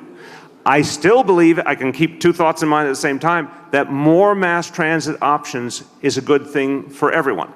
So this whole thing that developers like it, therefore it must be awful, I don't accept that. A developer can like something for their reasons, it's not my reasons. My reason is I believe in more mass transit options. If we can do it here, we've said this from day one, I said this, if it works along the BQX line, Sunset up to Astoria, it gives us the model that then is how we decide if we can do light rail in a lot of other parts of the city, including parts that are fundamentally underserved by mass transit and that will never see a new subway line, but they could see a new light rail line. That's why we're doing it. Thank you for your question and the comment. Right over here. Good evening, gentlemen, and thank you for the opportunity to ask this question. It's in reference to tenant and landlord issues as well. It's a very dangerous one. These are bills that were sponsored by you, actually, Mr. Carlos Menchaca. Thank you, because that really is going to make an impact in my life personally. In regards to the Stand for Tenant Safety bills and laws that were actually passed and signed. Thank you, Mr. Mayor de Blasio, for doing that. My question is, how soon will all this be implemented? Will the Department of Buildings will be actually initiating these bills? Because I personally am affected by it because I have a landlord who's continuing to use these methods of construction and illegal construction without permits, stop work orders on the property, and it just keeps going on and on and on. And we're proactive, but he just totally violates every single law regarding. So I'm hoping that these bills will be implemented ASAP. So as the commissioner jumps in, yes, I mean, you'll tell the exact date, because I don't remember the exact implementation date, but it must be pretty immediate. It's one part, the enforcement by the agencies, and also those legal services count across the board. So in your building's case, do you have that legal support? Yeah, we've been actually very proactive working with a community organization, Neighbor Helping Neighbors, and with legal services. Okay. Because of a huge building-wide gas leak that he continued to violate. Okay, but you have ongoing legal support? Yeah, okay. But you know what? He continues to violate any. But I just want to make sure you had that to begin, and now Department of Buildings. Sure. The various bills have different dates that they kick in. Higher up. The various bills have different dates that they kick in. However, if you have an unsafe condition at your building, please tell me the address and we'll get somebody out there to take care of it right away. He'll come see you at the end. So we're going to send building inspectors out right away. And that, you're saying, even before the law, if any element of the law hasn't taken effect, just an unsafe condition is an unsafe condition, we can act on it right away. Okay, great, thank you. Thank you for that commitment, and Neighbors Helping Neighbors will help with my office to make sure that connection happens. In the back over here, lady. So the city has a very ambitious 80 by 50 climate agenda, so that's an 80% reduction of greenhouse gas emissions by 2050. What is your administration doing to position our industrial areas as a place to specifically manufacture for climate adaptation and resiliency? I'm going to need a little help, but I don't know if one of my experts is here. Right here. One of my experts is here. Okay, so I'll preface and then over to Janie. The 80 by 50 goal, we are adamant about. In fact, we have asked our agencies to start increasing the speed with which they implement it, because when our federal government backed away from the Paris Agreement We felt we should speed up and intensify our efforts. And as you know, over 300 American cities are redoubling their efforts. So we're very excited about that. A lot of what we're doing is, for example, requiring buildings to retrofit. We're intensifying our efforts to support electric vehicles. I mean, there's a whole host of things. Your question is about industrial and manufacturing areas. Go ahead, Janie. So we've been working with our partners at the Department of City Planning to make sure that we're adapting our industrial areas so that they're safe and that they're safe and managing the risk from climate change hazards. But I think your question is also about the opportunities of adaptive technologies, and that's something we're very interested in and will be part of the next phase of the work that we do. Okay, so will you follow up with her on the idea? I assume you have some good ideas for us, right? Okay, Janie's going to follow up with you directly. Thank you for that. Right here in the front. Hi, my name is Cynthia Campos. I'm here with the campaign Make Space for Schools in Sunset Park. I'm a parent myself. Schools in Sunset Park are overcrowded, some reaching 156% of their capacity. Even after the new schools are built, children in existing elementary schools will complete their primary education in an overcrowded school. My question is, what is your administration going to do to ensure that the children in existing schools in Sunset Park receive the quality education that they need to be able to have a fair opportunity in the future? And the second one is, what is your administration going to do to assure that the new schools are quality schools and respond to the needs of our children? Okay, well, there's certainly going to be public schools. That's no question about that. And they're being built specifically for this community. So, Melanie, tell us what's being built coming up. Sure. So we have nearly 3,000 seats just in this councilmatic district that are in progress. And that is the majority in Sunset Park. So we've had a very good relationship with your group. And I want to thank the council member for his exceptionally strong support of the work we do. We are out literally every day looking for more sites. So while we're very proud of having nearly 3,000 new seats coming online in this district, we're not done. And the administration has given us more funding for seats in these neighborhoods. So we're continuing to work. We're continuing to work with the council member, community groups, and the community board. And as the council member mentioned, one of our schools that we have that we're bringing online is the Harbor School Middle School in Red Hook. That site is still going through our public review process, and our public comment period is still open on that. So we are continuing to pound the pavement, and we will continue to do so. Just to clarify further, the next school planned for opening in Sunset, do you have that? So the next school that we have planned to open is St. Agatha's, the former St. Agatha's in Sunset Park on 48th Street. That we plan to open this coming September 2018. How many seats? We have 224 seats at that site. That is the first of 6 projects that are coming to the neighborhood. This September coming up. Okay, Wait, thank you, Melanie. Melanie, if you want to come back a little bit, there's another part of this question that was important, which is this is going to take some time to build. And so I just want to make sure that there's a commitment from the Department of Education to work with community, our community here, to make sure that as we build, that we take care of the current overcrowded schools and making sure that the needs that arise as we build, that they don't get left behind. It's going to take some time. I want to make sure, I want to understand that question because I think we have shared values on this, but tell me what the heart of what you're saying is. So right now, kids are experiencing overcrowded schools.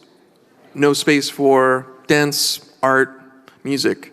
It's going to take some time, 4, 5, 6, 7 years before all the schools get built. In that time, we will lose a generation of young people from experiencing a non-overcrowded school district. How can we make sure that we bring the resources to address the students that are currently going to be going through elementary, middle school in overcrowded schools? Okay, so I want to say, I appreciate the question a lot, and we'll turn to the Deputy Chancellor, but I want to say on behalf of our educators, even though I know you meant it in the best spirit, we're not losing any generations. I mean, the notion here, as I mentioned earlier about early childhood education, I think we were losing generations when we weren't even giving them pre-K, for example.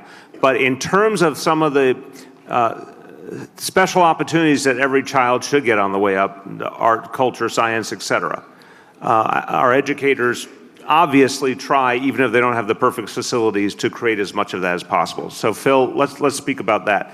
If you have a school that's overcrowded, it's a lot harder to do the things you were a principal, you know this, it's a lot harder to do all the things you want to do. But talk about how a school tries to make adjustments to give kids maximum opportunity to have that enrichment. So harder but not impossible. I had the great good fortune of working for 27 years in this community in our schools and know how amazing the educators are in Sunset Park. What it takes is a lot more imagination and a lot more flexibility than we would want to have to use. But we see schools using their space in really interesting ways to make sure that they can double up on different kinds of rooms.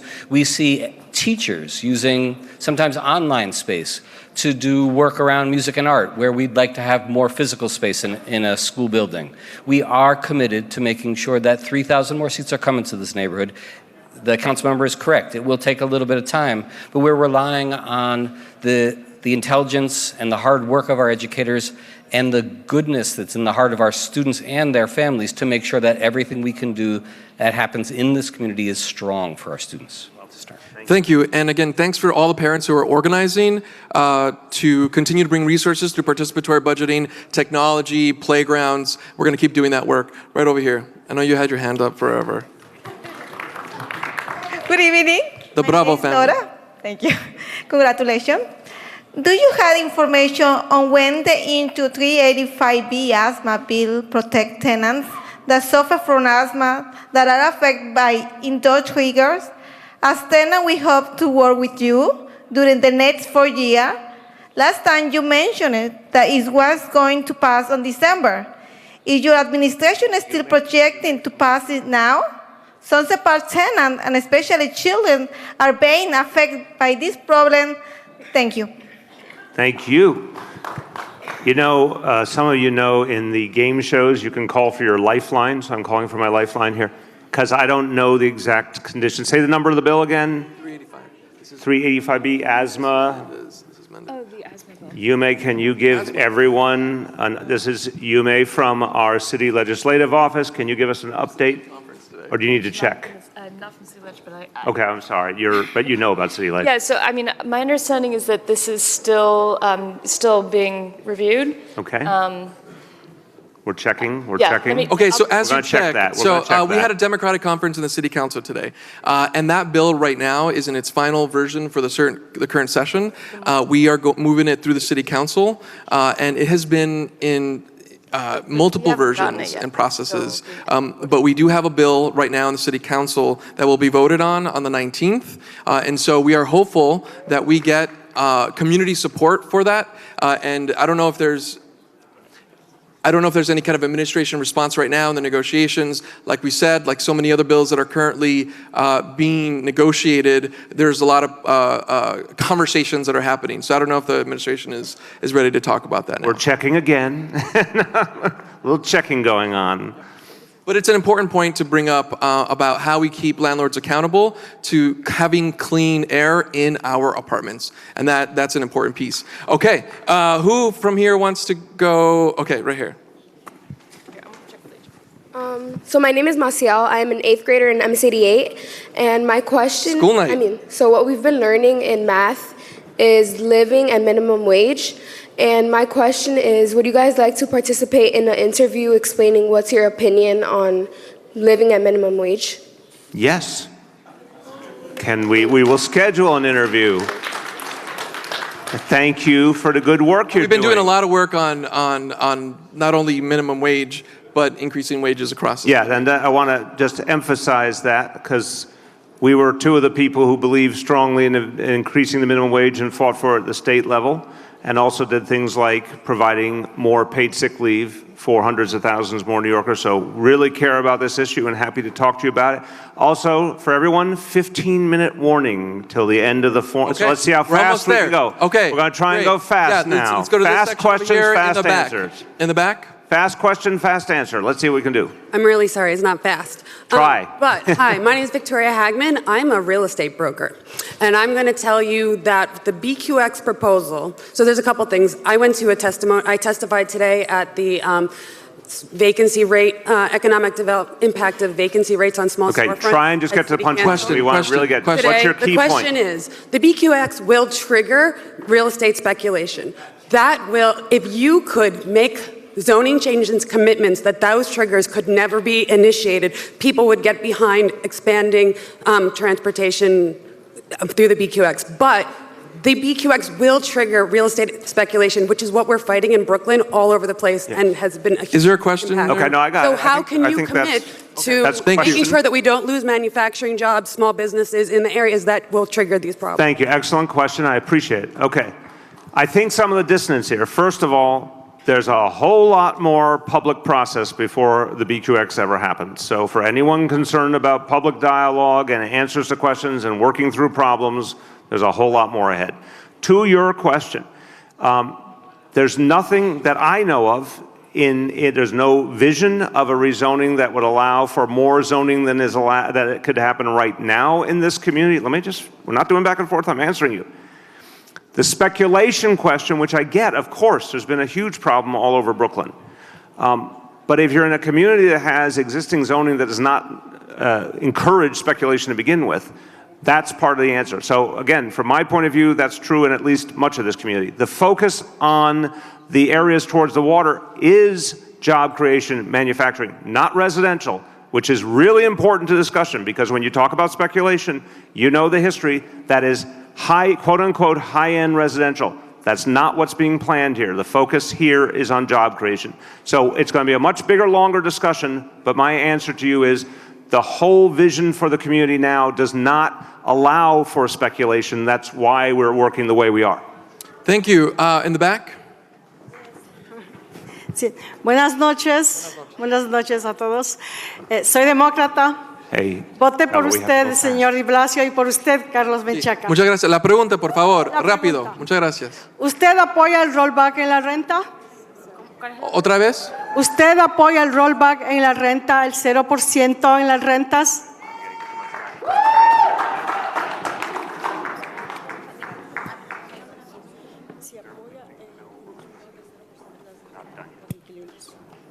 If you, thank you so much for the opportunity. My question is if you support the rollback of 0% for rent. Big issue in our community. Thank you very much for the question. Let me just go back one question before I answer it. So there's back on the question about the legislation on asthma. Still a little bit of conversation going on between the City Council and the administration, but we're all working in the same direction. So there's still some fine tuning, there's still some issues, but we like the bill and we are hopeful about the bill. So we're moving in the right direction. Thank you for that one.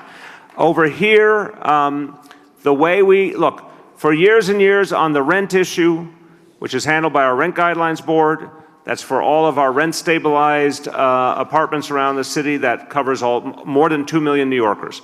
I believe fundamentally, for years, that system was broken, and the board gave too high increases, too many increases to landlords, more than they deserve, more than the facts merited. When I came in, we named a new Rent Guidelines Board. We told them to look at all the facts, to look at the impact on tenants, to look at all of the different factors, and that resulted in 2 years where there was a rent freeze. Then the recent year, the rent went up a little, but it was only a little. When you look at all the years we've been here, much, much lower than the past. I want to be straightforward and honest. We never commit in advance to what it'll be each year. It has to be based on the facts each year. But what has happened and never happened before in half a century was this board, if it believes a rent freeze is merited in a given year, it will do it. If it believes something higher is merited, it will do it. It's going to be decided every year, but this time with the needs of tenants taken into account. Thank you. Next question over here. Good evening, Carlos and Mayor de Blasio. My name is Javier Nieves. My question is, first of all, I want to thank you for your leadership on a multitude of issues, but in particular to my homeland of Puerto Rico, that New York City has been first responders with your leadership. So thank you very much and continue support because it's in dire straits. My question is really one more in terms of planning, future planning, because I hear all the issues regarding the affordable housing plan, and it's sort of a tricky word for a lot of people, affordable housing. And the experience has been for a lot of the residents in Sunset Park and in other areas that most of the people that desperately need that housing don't usually qualify. And so there's a my question is really about that I never hear the word low income or low income housing, which has sort of disappeared. Okay. No, I disagree. So I appreciate the question. You're saying, are we reaching folks at lower income levels? Yes. Right? So thank you for the question. And look, the answer is yes. If you look at the affordable housing plan, it's all online. A huge swath of that plan is focused on folks at lower income levels, including incomes 20,000 and below. Much of the plan, and this is where we see a huge need, is families that make 30,000, 40,000, 50,000, and that kind of range combined family income. A lot of working class families that are struggling to stay in the neighborhoods. But here's what I said earlier that I want to emphasize. The 500 families that have had their apartments preserved here in this council district, that meant they are families from the neighborhood, already in an apartment. The city came in and said, we're going to provide a subsidy to make sure your apartment remains affordable long term. It's usually 30 years. And that the standard is you pay 30% of your income in rent. That initiative is expanding greatly. So that's the ultimate form of affordable housing, because that's keeping people from the neighborhood right in their own apartment. That's what you're going to see in Sunset. There's really not a lot of public land to build on in Sunset and in a lot of surrounding neighborhoods, so we don't have the option to build new affordable housing generally, except for that library site was a good example, but generally we don't. But you will see a lot more of the preservation. Thank you, Mr. Mayor. Over here in the back, Ms. Mariana Nicolosi. Carlos, Mayor de Blasio, thank you. Quick question. I haven't heard anything on seniors. I've been working in the industry a whole lot of years, entering seniordom myself. We've heard a lot of responses from you for education, and they all talk about infrastructure and infrastructure having to do with the School Construction Authority. The infrastructure of the senior centers in New York City is crumbling beyond recognition. Is there a possibility for something called a Senior Center Construction Authority to come out of your administration? I like that. A new commissioner on its way. Very inventive idea. It's good to see you again, by the way. Very inventive idea. But I'm going to tell you, my blunt response is not a no. It's that the even greater need is senior affordable housing, is nursing home space, is assisted living space. So I think senior centers do, as you know, remarkable work, enrich lives, enhance health, nutrition, there's all sorts of things. But bluntly, for seniors all over the city, the first crisis is affordability and housing. And there have been a lot of controversies around the city where communities oppose the creation of nursing homes, for example, which I would urge people to really rethink, because we're all going to need those facilities one day. So what you're saying has sparked an interesting idea. I appreciate it, whether we need to coordinate somehow all the types of senior living capacity of the city going forward, because we just don't have enough. So thank you. Thank you. Over here, question over here, young man over here with the glasses. Thank you. Mr. Carlos, Mr. Mayor de Blasio, I would like to reiterate questions in the beginning of the session. That I understand motorized bikes is against the New York City administrative laws, but a pedal-assisted e-bike is not. I have a friend who got a fine working in a restaurant of $500. I would like to know if you could communicate with NYPD that if it's possible to stop fining workers with motorized, but the pedal-assisted e-bike. Thanks for that Thank clarification. you. Is there excellent point? It's an excellent point. And when we announced the new enforcement policy, we made that distinction that the pedal-assisted bikes are legal. That's absolutely right. The central problem we've been having in terms of safety is not the pedal-assisted; it's the e-bikes. But I think you're making an excellent point. We have to make sure each precinct knows the difference for enforcement purposes. So we will follow up with the NYPD. I'm looking around to see who's going to follow up. I think we're going to have our transportation commissioner help us on this to make sure. Let's work with NYPD leadership to make sure the distinction between e-bikes and pedal-assisted bikes is clear to officers in terms of how they enforce. And that, we can work on that. It's certainly been one of the challenges in the whole enforcement discussion, is distinguishing between those two categories. All right. Thanks a lot. Okay, so these young people really want to ask a question. You want to ask a question? And Carlos, you got 5 minutes left. 5 minutes left. Okay, shoot. You ready? Let's do this. My name is Nicholas, and I would like to thank Carlos Menchaca for helping us with participatory budgeting. Thank you for the thanks. Let's get to the question. I love you all. What other projects can kids like us get involved in to support our school and community? What other ways can kids get involved to get, okay. What are the projects? Okay, so,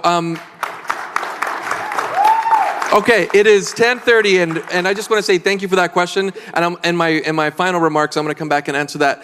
There's a question over here in the back. Yes. Hi, Mr. Mayor. We have a workroom problem in our community. Can you help us? They scare our kids and damage our properties. Say again, what is the problem? Raccoon. Raccoons. You know, here in rural Brooklyn we're all living in, right? Parks Department's going to have to back me up here, Mitch. By the way, I am developing legislation on this topic that I will be talking to everyone about. All right. I wish I had a great answer. We don't have a big, or Mary's going to join in. We don't have. If they're rabid, they have a health issue. Right. If it's on private property, the property owner must handle it on the property. If it's rabid, then you should call 311 and Department of Health will intervene. And rabid means don't make friends with raccoons. People. So let's say that with more authority. If a raccoon poses a danger because it's diseased, and acting call strange. 311. Yeah. Department of Health will step in. We only do one thing with the raccoons, though. We only do one thing with them. We examine them for rabies, and that requires taking off their heads. That's a way to end the meeting. Waking everybody up? Off with All right, the head. at the end, Carlos. Yeah, let's cut this. That's one way. That was a mic drop. Okay, so we are done with questions for the night. We're gonna unfortunately not end on that note because we're gonna give you some final remarks. Yes, thank you, everyone. Thank everybody. Thank you for being here. Oh, wait, hold on. Commissioners are here to get your questions.